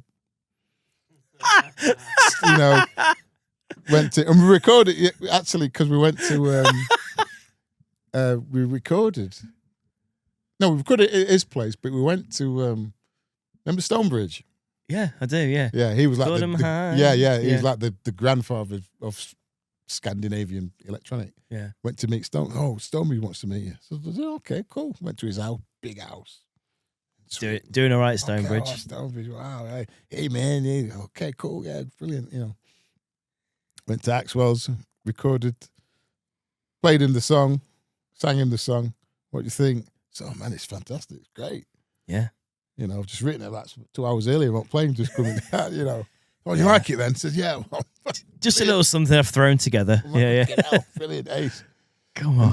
Nothing more that I want than to touch you in your eyes. All that. And then, everyone knows it. Like, everyone knows. And that's how it came, that's how it came to be. And that song, so the backing track, it was called the guitar track. And what happens, probably, it definitely happens now, but what definitely happened at that time is you'd get producers would have like a piece of music, an instrumental. Yeah. The record labels. So back then, dance labels, there were lots of dance labels then. That's when there were lots of money around. Yeah. And they'd have, so a big label like an EMI or whoever would have a subsidiary, would be just a dance label. It could be like 10 Records or CR2 or whatever, Yeah. FFRR, those kind of things. Yeah. And there'd be shitloads of dough that they'd chuck at these producers. It's the era of the super producer. Yeah, it like was, Fatboy Slim's doing Brighton Beach around this time. All It's, that stuff. like, there's so much money All and that. interest in All dance that. music. Yeah. And so Yeah. you'd get producers would just have a piece of music, and then they'd send, labels would be literally scouring the world for top line writers. That's when the top line writer thing became a thing. And the top line writer is basically a songwriter that writes a song on top of a piece of music that's already written. Yeah. On top of, so a top line writer. Yeah. So you'd get these, a label would say, oh, we've got this track done by Andy Weatherall or whoever. Yeah. Or Paul Oakenfold. Andy H. Or Andy H. And he needs a song on it. So they give it to all the best songwriters who all signed to publishers. Yeah. Big ass publishers and that. So all the best songwriters are looking to get a song, a cut on that thing. Mm-hmm. So this guitar track that it was called, apparently had gone round. I'd not heard it, but it had gone round the rounds and rounds, and people who were trying to put songs Something on it. All on it, kinds of stuff. Yeah. I've heard since a lot of different versions of different songs that Have you? Oh, You've yeah, heard I've you've heard- heard the demos yeah. that other people. It's like they're bidding on it in an literally, auction. literally, Yeah. because they know that if they get something that works, it could make a million. Make them, it's It so could make different. a million. They don't do it like that these days. I don't at know. all. No, They're do they not. not? I think I don't know, man. Because I never. I don't know how it when you works, said top sorry. line writers, I've never heard of that term ever. Yeah, And it's that's a top. Yeah. Wow. That's So what I it don't know is. how it works now. Yeah, I- that still happens. That's 100% You're sort of still inventing. You're not inventing that job in the 90s, but you're thinking of that before it's a thing. happens. Yeah. I guess at the time you said it was like a featured artist, but that's essentially what it is. That could be the That's featured what it is, artist, yeah. the top, Yeah. which becomes the top line Yeah. writer. Which, fuck, wow. And so I did that. So they accepted that. The label loved it. yeah, I think it was, what was the label? I can't remember the label. I think it might have been CR2 or somebody. we can pull it up. They if said we it need was. to. Yeah, they loved it. It was good, great song. It's gonna be a hit. Yeah, And they took it, and it became a hit. it was a hit. Yeah, It became a big hit. huge hit. And then from that went on to another phone. It was always about phone calls, the relay of phone calls. And this time, it was Bob. Yeah. And Bob called. Hey, it's Bob Sinclair. I knew who Bob was. Bob You know, Sinclair. you didn't know Jim Tonic and Feel For You and all that stuff. Feel for you, And, big tune, You know, Feel For You, Big baby. tune. And soulful. he called me. He said, "Hey, Steve, it's Bob. Da, da, da." So Where are you? Where are you? Just to continue the theme. Well, just continue the theme of this. Are you at home? Are you in the rain? Where are you when he calls you? Do you I remember? was gonna say Aldi, but they weren't there. And he says, I'm doing an album. I'd like you to come and work with me. I'd like to work with you, mate. And I like Bob because Bob was very precise as a producer. He knows what he wants. Mhm. Don't play anything. Don't write anything. Yeah, What he's got is great ears. Yeah. His ears are fantastic. And he was quite specific about the kind of thing he was looking for his album, to fit his album. Yeah. Says the album's about peace and love and this and that and that and that. Oh, okay, all right. Okay. Leave it with me. All right then. So Septimus got Septimus out. Yeah. And I wrote 3 songs at home. He says, right, come over to Paris. Well, you know, are you ready? Yeah, I went across to Paris. I played him these songs just on guitar. And in that typical French way, you know, with no nuance of English. Mm-hmm. What do you think to that one? I don't like that one. It is shit. Okay. All right. Cigarette Just goes out. say what you mean, Bob. Yeah. Say what you mean. What about the other 2?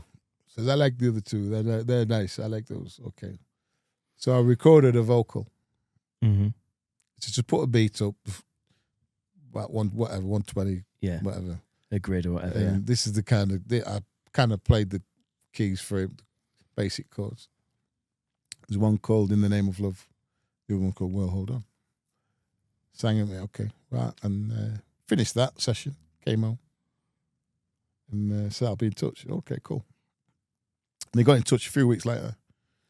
Said, yeah, we've got something here. I think it sounds pretty good. He's all right. And he played me In the Name of Love and We'll Hold On. And this song called In the Name of Love, very commercial sounding. Yeah. I thought, yeah, that sounds like a commercial because he wanted to go commercial. Yeah, he wanted to. He was have a ready couple to of go hits. commercial. Yeah. He'd been underground long enough. He thought. Yeah. I said, okay, yeah, I can see that as a hit. He says, what do you think to the other one? Well, hold on. I says, yeah. I says, to be honest, Bob. I said, if I like a song, because I was still in that kind of Sheffield undergroundy, cool kind of. I only want a few of my mates to like it. Yeah. Kind of thing. Yeah. I don't want everyone to like it, just as long as we make just Yeah. us four. Yeah. Do you know what I mean? Dave? No, That's all that I rubbish. totally get that. You know. I don't know if everyone else at home will, but But there is something. there there is was some something weird Yeah. thing, isn't there, that we have as Sheffield is quite modest. It's quite as a yeah, city, it's quite weird. modest. Might Yeah. be fake modesty, I don't know, but we have this thing where, if everybody jumps on it, it's Yeah, it's not as good anymore. Yeah. populist claptrap. And so Will Hold On, to me, sounded quite underground to me. Yeah. At the time I did it, it was kind of underplayed. It wasn't like a big, I wasn't kind of, open up your heart, what do you feel? That was kind of like, Yeah.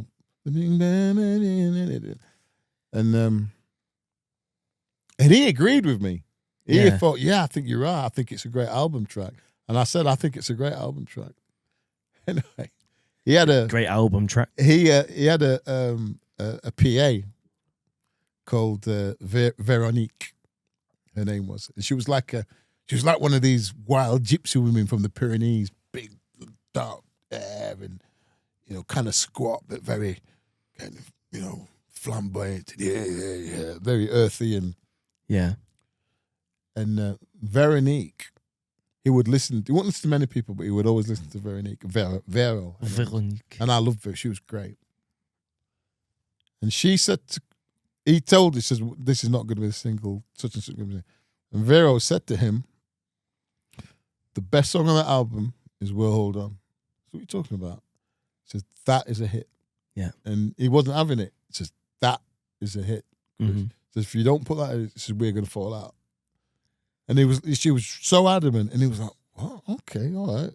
Anyway, he played it to, I think he played it to Dunmore, Simon Dunmore. Right. They defected.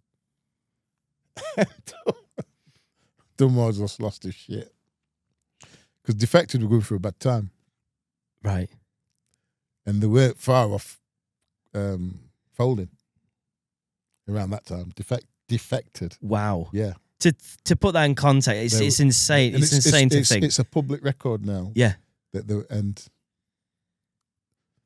it was going to be defected that we're going to put it out. They said, we want this. Yeah. Simon Dunmore said, we want this song. We'll hold on. He says, Yeah. it's fantastic. And Chris was, all right. What's his name? Christoph. Bob was like, oh, wow, okay. Sure. You think? I'm telling you.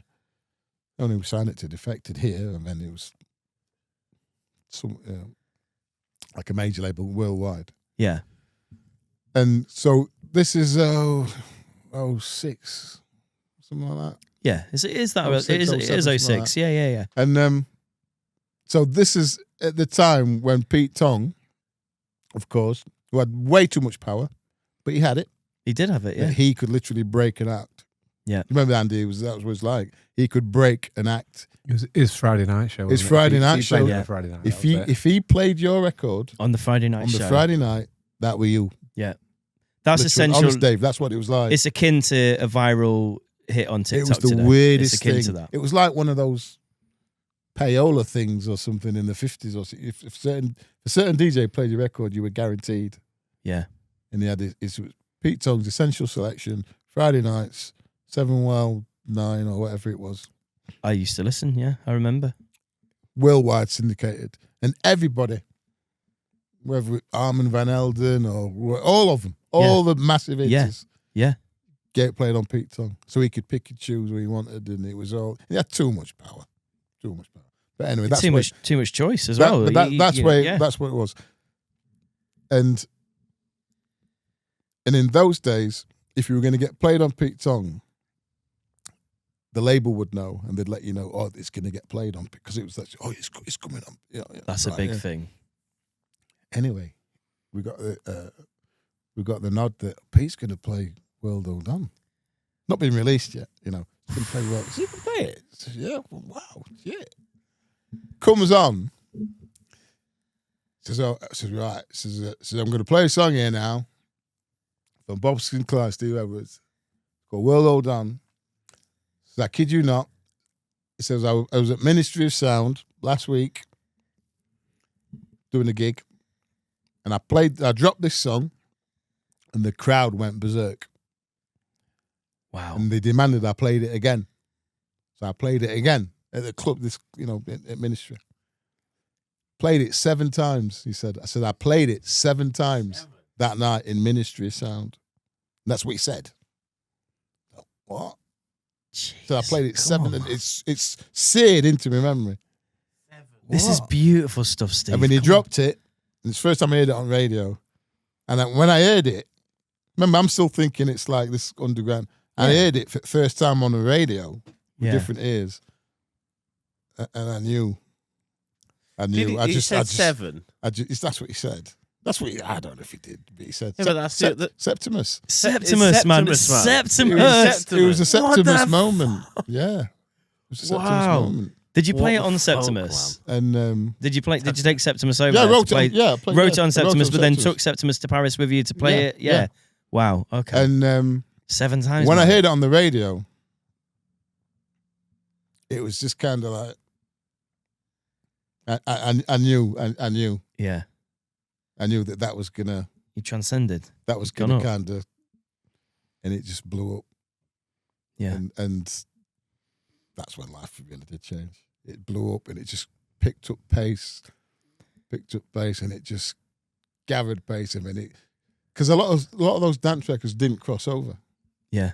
You know, They tried. But they tried. Yeah. A lot didn't. That crossed right over quickly. Right over that one. And it became pop. It became like a pop song, you know.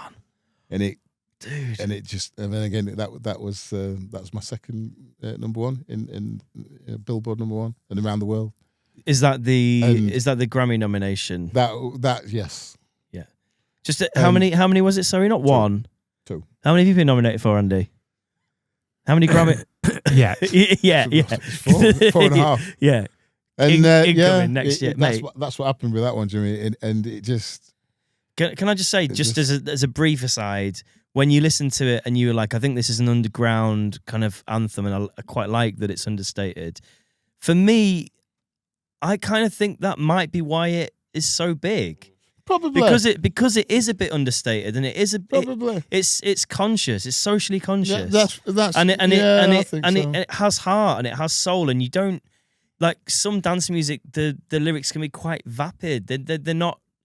That your words mean something. Well, I always tried to do that. I always wanted to bring some kind of substance to my songs anyway in dance music, because I didn't want to write Castles in the Air or all that kind of stuff. And Well Hold On. It's actually quite a dark song. The meaning really is kind of if you break it down, it's actually pretty dark, But like John Lennon said, I'm a big fan of Beatles and stuff. With like the Imagine, it's always down as top 10 list of all time greatest songs. So is it top 10 Rolling Stone? This that. Imagine, Imagine. It's a hymn, isn't it? Yeah, kids sing it in school. Yeah. It's a protest song. Yeah, he wrote it as a protest. It's anti-war. And he said, sugar the pill. That's what he said. You got to sugar the pill. You can't beat them over the head with a hammer because they just stop listening. And I always took that. I like that. Sugar the pill. Yeah. So that song, Will Hold On, is a protest song. It's a protest song. That's been And sugared. it was always, which was sugared. Yeah. I sugar the pill. People can literally whistle it. Do, do, do, do, do. They can whistle it. You know what I mean? But it's a protest song. There's that in later days has gone on recently to be remixed by Fisher. Yeah. I've had some. It became bigger. Well, I remember you. So you sent me it through Instagram, and you were like, "Oh, check this out," and I was like, "Mate, this is amazing. I'm going to play this in all my sets or whatever." And like in those early days when it had just been sort of re-released, I'm DJing to like 18, 19, 20-year-olds and stuff. Maybe they don't know the original. But I remember playing it in the Students' Union, which I DJ on a Wednesday, and there's this one Scouse girl, and she just loved house music. And I just remember her down the front, like bouncing, like, yes, like singing every word at me. Wow. And I was like, there's a Yeah, special yeah. feeling that you get when like that, you have a connect, like the rest of the room, maybe they whistled along to the whistling bit or whatever, but she's singing the words and she like, there's a connection between the two of you. And the words are so beautiful. But like, yeah, they're kind of, yeah, they're a protest, but like, the sentiment is like You wouldn't know. think the yeah, approach. but you wouldn't. think about Yeah. the consequences of your actions. Think about That's what it is. Yeah, It's just kind of yeah, almost in a light way to sort of, if it can resonate with, you know, the man in the street or the woman in the street, yeah, that, yeah, maybe I will recycle something yeah, today. Maybe not tomorrow, but today I will. yeah, Maybe the day after I will. You know, oh, great. You know, or maybe, you know, do an act of kindness today or whatever, yeah, man. you know. And I remember when Defected did the press release for it, they said, what is the Children of the Sky? It was all that, you know, because Yeah. World Hold On, Children of the Sky. Yeah, And it was different. I know it was different to those kind of housey tunes. You know, the way it was sung, the you know. at least they didn't call it the whistly one, Yeah, or something it like was that. kinda It like- was World Hold On, Children of the Sky. You know, and even that, the whistle, I mean, it's Yeah. like that earworm, you think, oh, that bloody whistle. Yeah. But it's an earworm that people, you know, be, oh, Yeah. and people, you know, it's okay. Yeah, And, but Will Hold On, you know, instead of messing with our future, open up, instead of fucking with our future, open up a bit. Instead of Yeah. messing with our future, open up, so Will Hold On, one day you will have to answer to the children. But that refrain, because it's sped up a bit, yeah, and you kind of, I'm like cramming in the words, yeah, it gives it that rhythmic kind of quality that people kind of got switched onto. yeah, One day you will have to answer to the children of the sky. You know what I mean? It's So all right. good. It kind of just made people go like that. And then they'd be like, what are the children of the sky? And what am I answering to? yeah, What do you mean? You know, and it begged that question. And Effective put this press release out. And, yeah, the children of the sky are, you know, the beautiful kids that, you know, that, you know, that, you know, that are all happy and kind of just, you got to, you know, shine light and all. I'm like, what It's are not you because talking about? they're sugar in the pillow. You know, and that wasn't it at all. no. You know, and What was it, Steve? well, God, don't make me do it. Don't make me do it. It's, I know what it is because I've listened to the other yeah, podcast. Yeah. Well, Children of the Sky was the children of the sky are the children that have died in famine, died in war, that have been murdered, killed by the horrible parents or let down by the system, and Yeah, you know, and they're up there, yeah, looking at us, Yeah. and they're waiting for us to do better. And if we don't do better, they're coming for us. yeah. And that's what we're going to have to answer to. It's right. There's no one more like And that's pure what- or honest than and it that's is what it a is. child, is there?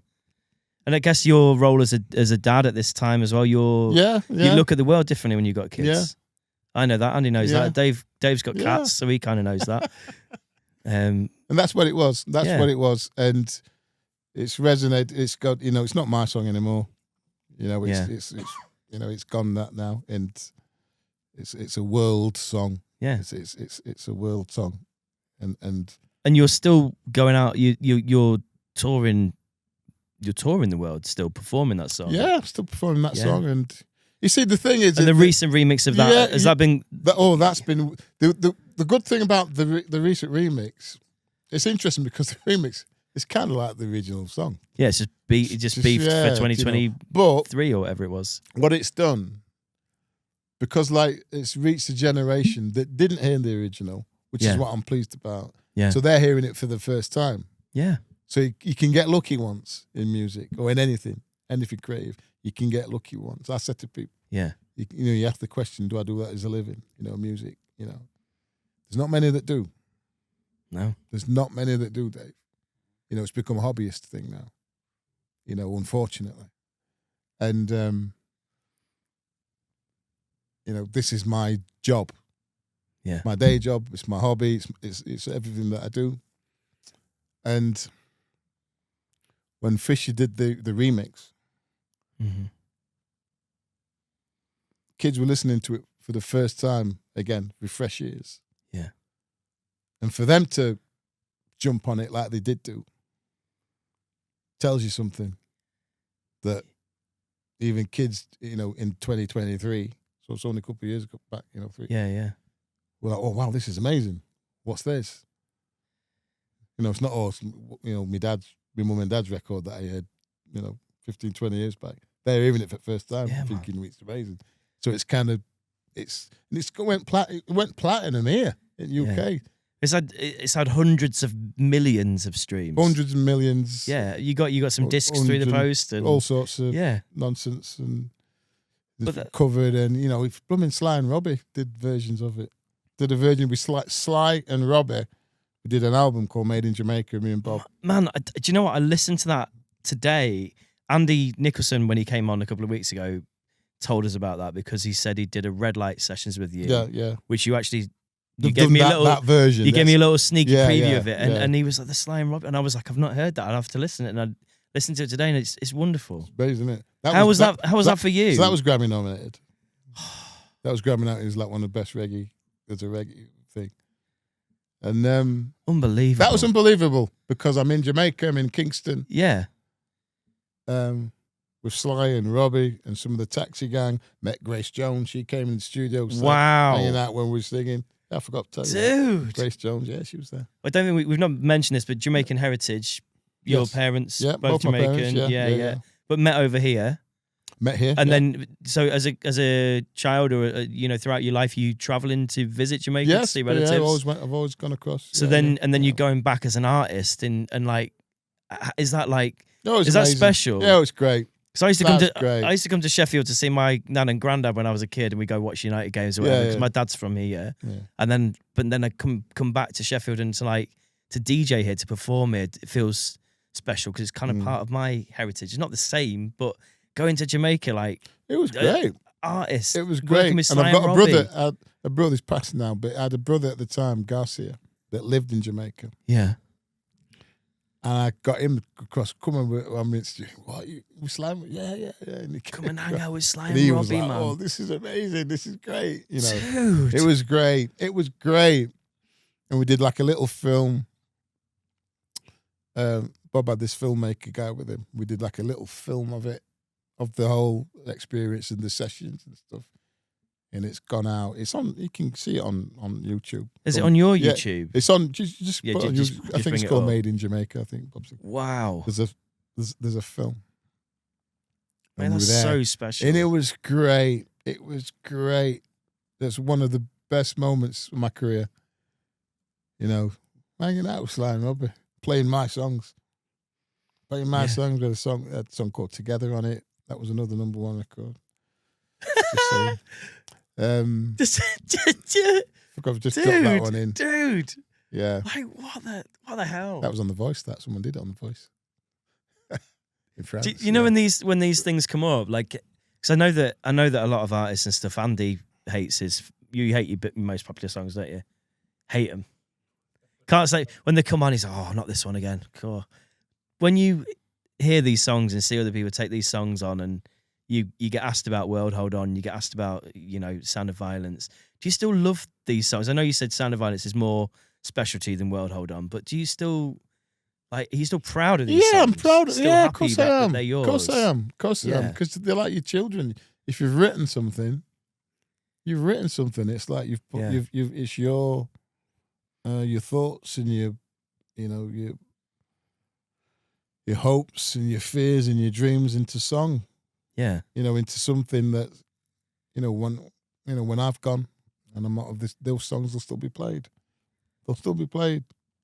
Yeah. They say World of Dawn gets played like every 5 minutes or something. It's on the radio somewhere out. Well, About three of them are probably me just today. coming on. And that kind of, those kind of things. You're just trying to. All I wanted to just make a career, have a career in music. That's all I wanted. That's all I ever wanted. To I be reckon able I to could be earn enough money You know, because my closest mates are the mates that I've had since school. Yeah. You know, they're not musicians, you know, the brickies or the, you know, plasterers or what, you know. Yeah. You know, they're still my crew, you know. Yeah. And all I wanted to do was be able to earn a living the same way that they do. I can have a couple of holidays, have a little car, buy a house, just like everyone else. That's it. But doing music. Yeah. And that's it. Doesn't seem like a big ask, does it? That's but it. it is such a big ask. It's so hard to do that. That's it. No big licks, no, you know, everything else is a bonus. And, you know, I was able to, like I said, because my wife supported me, I always said to her, it's just one day I want to be able to say to you, if you want to pack working, you can, if you want. Yeah. In 2016, she did. You know, in her 40s, when she was 40, whatever, you know. So that you can finish work. No. I was gonna ask what age was she, because I say the exact same thing to Leanne. Yeah. Because she's working her ass off, Yeah. and like I'm gonna be dead honest, the main breadwinner. Yeah, she was. While Lisa I'm doing, was. yeah. So while I'm doing all my creative thing, God bless her, she supports me, and I say exactly the same thing. I'm like, one day it will pay off. Like, I promise you. It's about belief, isn't it, Dave? You believe in yourself. And she goes, I know. And if she believes in you. So was it 40 odd? How old was she? She would have been. I'm going to go back tonight and wake her up and tell her that. When I'm driving home. She was 40. Yeah, 40. As I always do, whenever she'll be tucked up in bed by now. She was 40. So when I get home and it's like 1 o'clock and we're doing this all the time, we're Yeah. just back and forth to Sheffield. Yeah. Whoa, the car, I don't even know if the car's going to make it. But we say, I don't know if you can relate to this, like all the stories you've told today. I say this to Jim a lot. You know, when we're just like, we're back and forth all the time, aren't we? Doing these journeys, doing this creative endeavor. And I always say to him, I said, we're living in it now, man. Like, and we will look back on these times very fondly. And I say, so don't ever take this part for granted, because it is hard. But I feel like we're like living in it now, and you have to kind of like just take that in. So I don't know if you relate to that when all that you talk about the stories. You're in that car totally. in Paris. Did you take it in at that time of like, I'm living in it? I took the Paris one in. I took the Cassius one. Was you in. like, okay, well, that was I was aware. I felt aware that there was something. He's on that path, smelled man. different. Yeah. I think because I was, you know, all these other people who was knocking around with, and what? Yeah, this is Cassius. That's Thomas Bank for Daft Punk. Yeah, yeah. That's Pedro Winter. That for Busy Bee. We're doing the same That's, to you guys right now. It does feel a bit like our Paris at the minute, because we have had, you know, we've had some really incredible guests in this year. We go back on our year this year, like hearing some of the stories and stuff we've heard in this room, it's been really special. And like honestly, this is wonderful though, man. This podcast is great because it's like I do listen to this podcast, and it's great. It's fun, you know. It's salubrious. It's irreverent. You know, it's kind of like really comfortable. Yes, great questions, which is great. It's very conversational. Thank you. The conversational aspect of it, I really like. It's nice to get an opportunity to say, you know. Well, because like I said, you won't say if people don't ask. Yeah, so we've got to ask. It's weird. Like I said, in Sheffield, it's like I've not been asked because they've just, you know. And then when they find out, people find stuff out. They're like, what? You did what? Yeah. What, eh? How many Grammys? What? Yeah. It happens all the time. Yeah. Even now. And because I don't say anything, I said, if you didn't ask me, did you? What do you want to do? Go down with a sandwich board and say, guess what I've just done? Not doing it. You talk about others. You talk to your mates that are getting paid to have exposed or whatever. Yeah. Great. You know, brilliant. That's great. Yeah. You know, that's what you should do. That's fine. But I do sometimes think some people are like, whether it's journos or whatever, you're not really doing your job properly, are you? You're not really doing your job properly. Not digging. You don't really know what's going on. Yeah. You don't know who's representing this city. Yeah. It's who's broad, really representing. it's broader this, than you think. You don't, It's you don't broader than you realise think. it. Yeah. You know, whether it's like the usual suspects or whatever it is. And that's why I don't, because if you bang on about it, it sounds like you got sour grapes or something. It sounds like you're being mardy-assed or, so I'm not going to be mardy-assed. Why would I be mardy-assed? I'm just doing what I'm doing.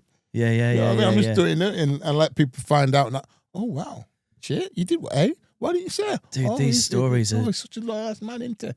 You know, but you didn't ask me, you know, when I supported Chemical Brothers at Hammersmith, but what was it called in New York City? Wow. You never asked. Wow. Dude. And so on and so I've forth. got to ask. Basement Jacks ever get in touch? I did the Rooty album. Yeah. What tunes are you on? Really? I'm doing like sort of what was it called now? Not Romeo. Is it Romeo? Can't remember. You keep on giving me the hold up. Well, I can't remember which one, but it's on there. So you worked with Basement Jacks. Yeah, I'm on there. Any other notables that from throughout your long career that you work with that you want to talk about whilst we're here talking about your? That's enough to be going on with. You know, we'll be all there. You know, if it's worth. Can I ask a question? Yeah. It's been burning, and we ask all these guests, all the guests. Oh yeah, it's important. This one, It's important. really important. Meal Pay deal. attention. What do you go for? Do you ever go for a meal deal in the co-op? I do. Tesco's? Not in the co. I have. If I have a meal deal, I like to. You know the ones where you pay an extra £1.50, sir, Oh yeah. and you might get like rye bread with like pastrami. The New York sandwich deli deal. Yeah. You know, when like a pickle or something. Oh yeah. You know, and now because you can get like kettle chips, kettle crisps, You can. You're getting your or money's Tyrrells worth there, or something yeah. like that. Said it's not just Walkers. The posh crisp. It's brilliant. Mm. It's brilliant. If I'm feeling like, no, I've got to be healthy. I'm going to need a sandwich, a drink, and a crisp from you. Well, general, I go for classic BLT. Boom. If in doubt, BLT every time. Yeah. I've never failed with BLT. Cheese and onion crisps. Walkers or something more upmarket. You can't beat Walkers, really. No, Walkers is still, Yeah. Walkers. yeah, still the don, Donnies, really. yeah. And more often than not, I'll have a Oasis. You know, Oasis is a good shout. Good you know, shout, the good lemon shout. or the Yeah. tropical or blackcurrant. Good shout. That's the unholy trinity. No, it's That's good. It's good. It's a solid. It's a solid. It's a good. It's a lot better than last Bad week's. news. Co-op are Yes. putting their price up by They already 20p. have. They already have. What So- co-op are? Yep. Are they? They're doing, yeah, meal deal's going up 20p. I was like, this is You outrageous. should have the croissant from co-ops. Can we write a song about how bad the when meal deals used to be good? We've got Can the we king. get We've got the together? king of the protest songs Exactly. here. Well, there we go. Steve can help us sugar the pill. Let's do that. Sugar the croissant. Yeah. Sugar the croissant with sugar. I am. I'm aware that we've had quite an extended episode here. It's not 11:30, by the way. Don't worry. But I just wanted to cover a couple of things before we finish. You've got a new album Yes. that you're just putting together now. We've heard a little bit of it before. Yeah. Do you want to talk us through that a little bit? Well, I'm doing an album of. I'm doing like a greatest. It's kind of like a greatest hits album, I suppose. So, I'm doing a collection of songs of my house songs. Yeah.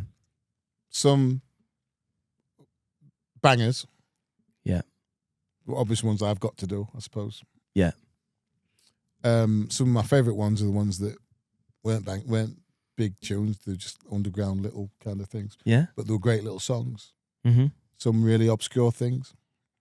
And I'm redoing them in a completely new way. And like taking more ownership of them. Brilliant.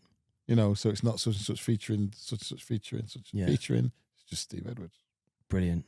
And doing it like with a live element, you know, with musicians and, you know, and completely reinventing them and making people here see that, you know, you talk about sometimes look at dance music as like this vapid, insignificant song-wise. They're not really proper songs. Are Yeah, they? You yeah. know, it's not Leonard Cohen, is it? You know what I mean? All that. Mhm. It's, but I always contend that I can only speak for myself that I try and write good songs, whether it's to 124 BPM or whatever. You do It's all write good good songs, songs. man. You do. You know, and I'll challenge anybody. Say, well, why is, listen to that, listen to the lyric on that or whatever. Yeah. Oh, I didn't realise you said that. Oh, wow. I was just doing that, hands in the air. Yeah. And then, and again, John Lennon, when he was saying about Beatles, about the actual name, the Beatles. So what do you call the Beatles for? So, well, we thought of the Beatles if you want to, if you want to dance to it, there's a beat, you can dance to it. If you want to listen to it, it's like the beat, it's kind of. Yeah. And so these songs, and it's like I find it interesting when I was piecing it together. So when people are listening to these songs, they're hearing them.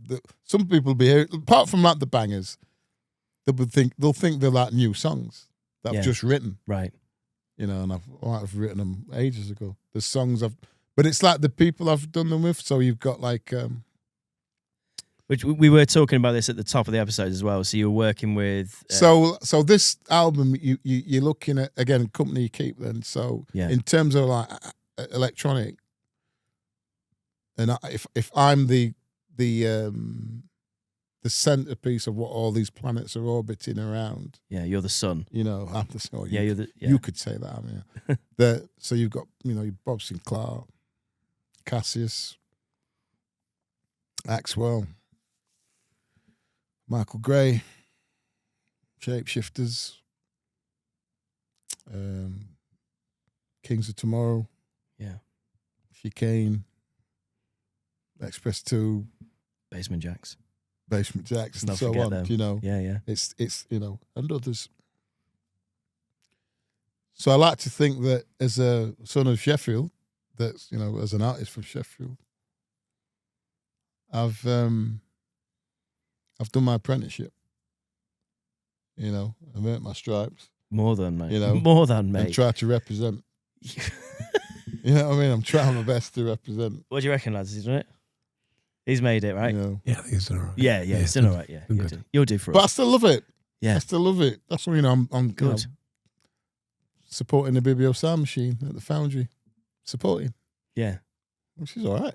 Yeah, I man. don't mind that. That's fine. Is that with Astrals? No, it's me. It's just so I'm kind of doing the so the doing Astral these live thing's on. songs. But I'm gone solo. I'm Steve Yeah. Edwards. Steve Edwards.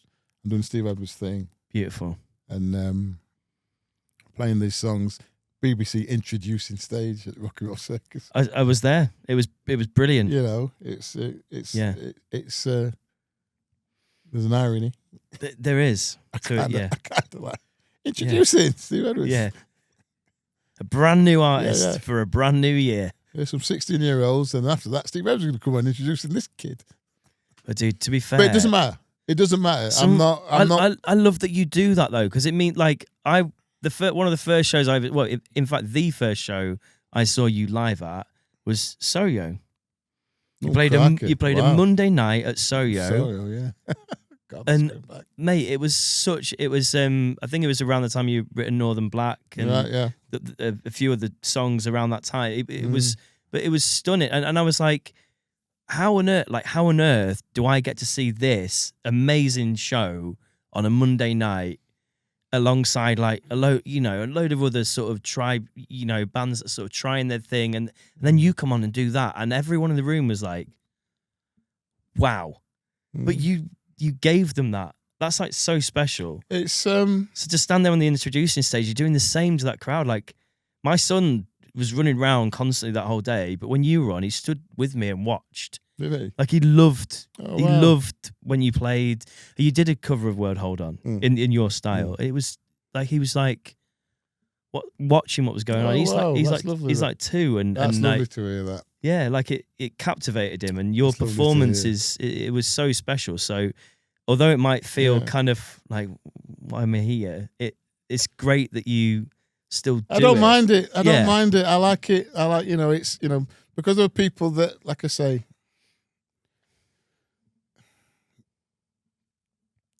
it's the usual suspects in a city like Sheffield. So I've got to work with that.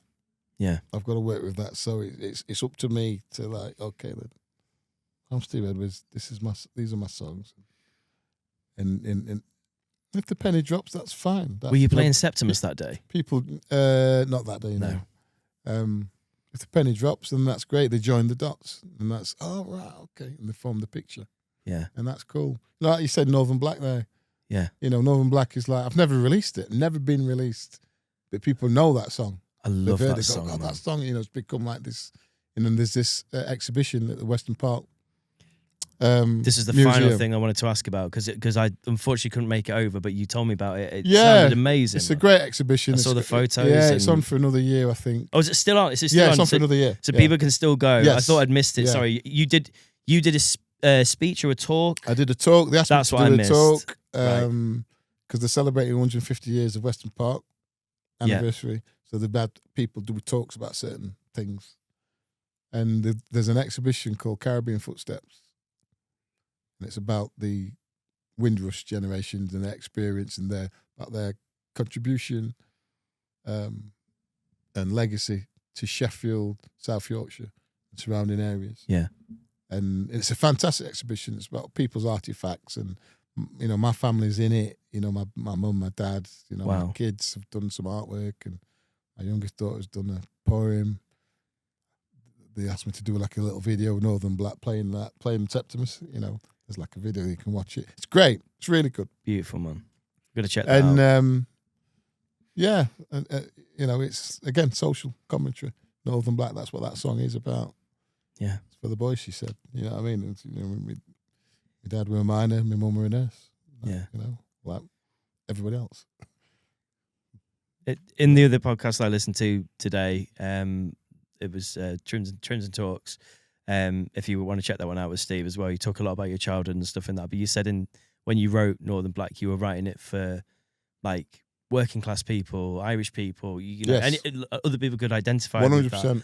And you were like, and one of the things in it that really got me was like when you said that line, it's for the boys, which is what your dad would say when you go That's it. mining coal. Yeah. I was like, as a dad, I'm like, I get that. I The feel. thing is, I if feel that. if they didn't know it was a black guy singing it and written it, and a couple of lines in there, Yeah. and they just heard it, they'd be forgiven for thinking it was like, someone like a Billy Bragg or someone like that singing about, I was a docker, I was a miner, I was a railwayman between the wars. Yeah. Do you know what I mean? It's Yeah. like my dad came to show about 58, tried knocking on doors, couldn't get a break. Yeah. Yeah. Yeah. Why did he do that? It's for the boys, he said. That's why he did it. Yeah. My mum had a Patience of Angels with 2 young lads. It was just as well. Yeah. That's it. You know what I mean? That's a special song to hear live. My mum had the Patience of Angels with 2 young lads. It was just as well. Yeah. You could see her trial coming home late. Hey, where you been? Caught with my hand in the biscuit tin. Again, still she would smile. It's for the boys, she said. Yeah. Tell you how I feel inside. I'm a black man, but I'm full of pride. No, not but, and I'm full of pride. Born and raised by a coal mine. That's who I am. That's the song. You know what I mean? Born and raised by a coal mine. Dude. Or steelworks. Or a dockyard. Or whatever. Or car factory. Yeah. Car plant. Or anything that's like that anyone can relate to it in their own capacity. It's such a special song, man. That your dad and your mum Yeah. did what they did for you and your sister or your this or your Yeah. kids or whatever. What are you doing it for? I'm doing it for the boys. For the boys, you said. Oh, okay. Yeah. That's it. Northern Black. Mate. Especially in this society at the minute. Yeah. There's no stuff that's going on. So we're going a bit topsy-turvy at the minute and people are trying to show division and why are you here? Why are they coming here? What's that? What's that? I'll tell you why. Yeah. Because you asked me to. Yeah. You asked me mum and dad to. Yeah. They were all right where they were. Mate. Absolutely. Well, no, well, you're a colony of us, so you get yourself over here. All right, then. You said so. Yeah. Are you still here? Yeah. You still here? Yeah. Well, yeah. Yeah. You asked I'm me to from come. Worksop, mate. Yeah. Yeah. But, Mate. yeah, Thank you so much for coming on, sharing all these wonderful No, stories thank with us. you. Please do come back because I feel like we got the surface scratched and then there's so much more to be said. And with the album coming out and stuff, we'd love to have you back and talk a bit about that and touring it Definitely. and everything that you've been doing. Definitely. But thank you so much for your Definitely. time. Enjoy your pork scratchings and Star Mix. Pork scratching Star Mix. Oh no, Super Mix, isn't it? Not Super Star Mix. Mix. Oh, I'll be. I just want to say I'm going to be. What am I doing? Yeah, plug some things. Yeah, give us some plugs. Um, Give us some plugs. So doing the Bibio Sound Machine on Saturday the 8th at the Foundry. That's the day after this goes out. So if you've got no plans for tomorrow night, go and see Steve. He's amazing. Get a ticket. It's going to be great. I'll be on about 8 o'clock. I'm supporting Everly Pregnant Brothers at their Christmas show at the Octagon on the 19th of December. Okay. So that'll be great. That'll be Previous good guest fun. of the show, yeah. Previous guest of the show, Pete McKee, yeah. So that'll be good fun. And Kieran. And Kieran, of course, yeah. Do I was in their last video. The one about the bread cake. bread cake, not a roll. Pete rang me, says, Pete, we're doing a video, Steve. Do you want to be in it? Ah, go on then. Go on then, yeah. And that's what I mean. It's like, Any other dates? So Getting in. I'm doing something at Samuel Worth Chapel. You know that place on Cemetery Road? You know the cemetery on Cemetery Road? I do, yeah. There's a chapel in there called Samuel Worth Chapel. Don't know if you know it, Andy. It's Yeah, I know what you mean. it's like they do like it's a beautiful little place. Mm-hmm. They do like this something like 60 seat or something like that. But it's really kind of chilled and can do like an acoustic-y thing in there. Cool. Yeah. That's on the 14th of December. Amazing. So that should be good fun. And I'm doing in January the 16th in Skegness. That's our ends. that's our end. Come on. Is There'll it? be loads of people Oh, listening yeah. from there. Skegness We got Soul Weekender. Oi, okay, cool. Let's get on the It's Skeggy called Soul Weekender. Soul Power, it's called. I've been asked to do that. Craig Charles, Oh yeah. brand new Evans, Robot Wars. Oh, Omar, Come on. James Taylor Quartet, Wow. Incognito, Leela James, Snowboy, all kinds of, And this guy. and me. Yeah. So that should be fun. Is that with the band as well? That's with the band. Awesome. So Nice. you're going to be playing all these songs in this new style, Yes. and that's going to be touring and Yes. more shows, and then obviously more shows in the new year Well, that's as well. the plan for 2026. It's TBA, album, Awesome. touring, gigs and stuff, and there's just the whole bit. Mate, I'm just beautiful. excited, so excited about what's to come. I'm Yeah. excited to see where we're at this time next year. You know, It's going to be great, man. so It's going to be brilliant. Thank you so much for your thanks, time. Jimmy. Thanks, Dave. Find Cheers. Steve on Thanks, Andy. social media where?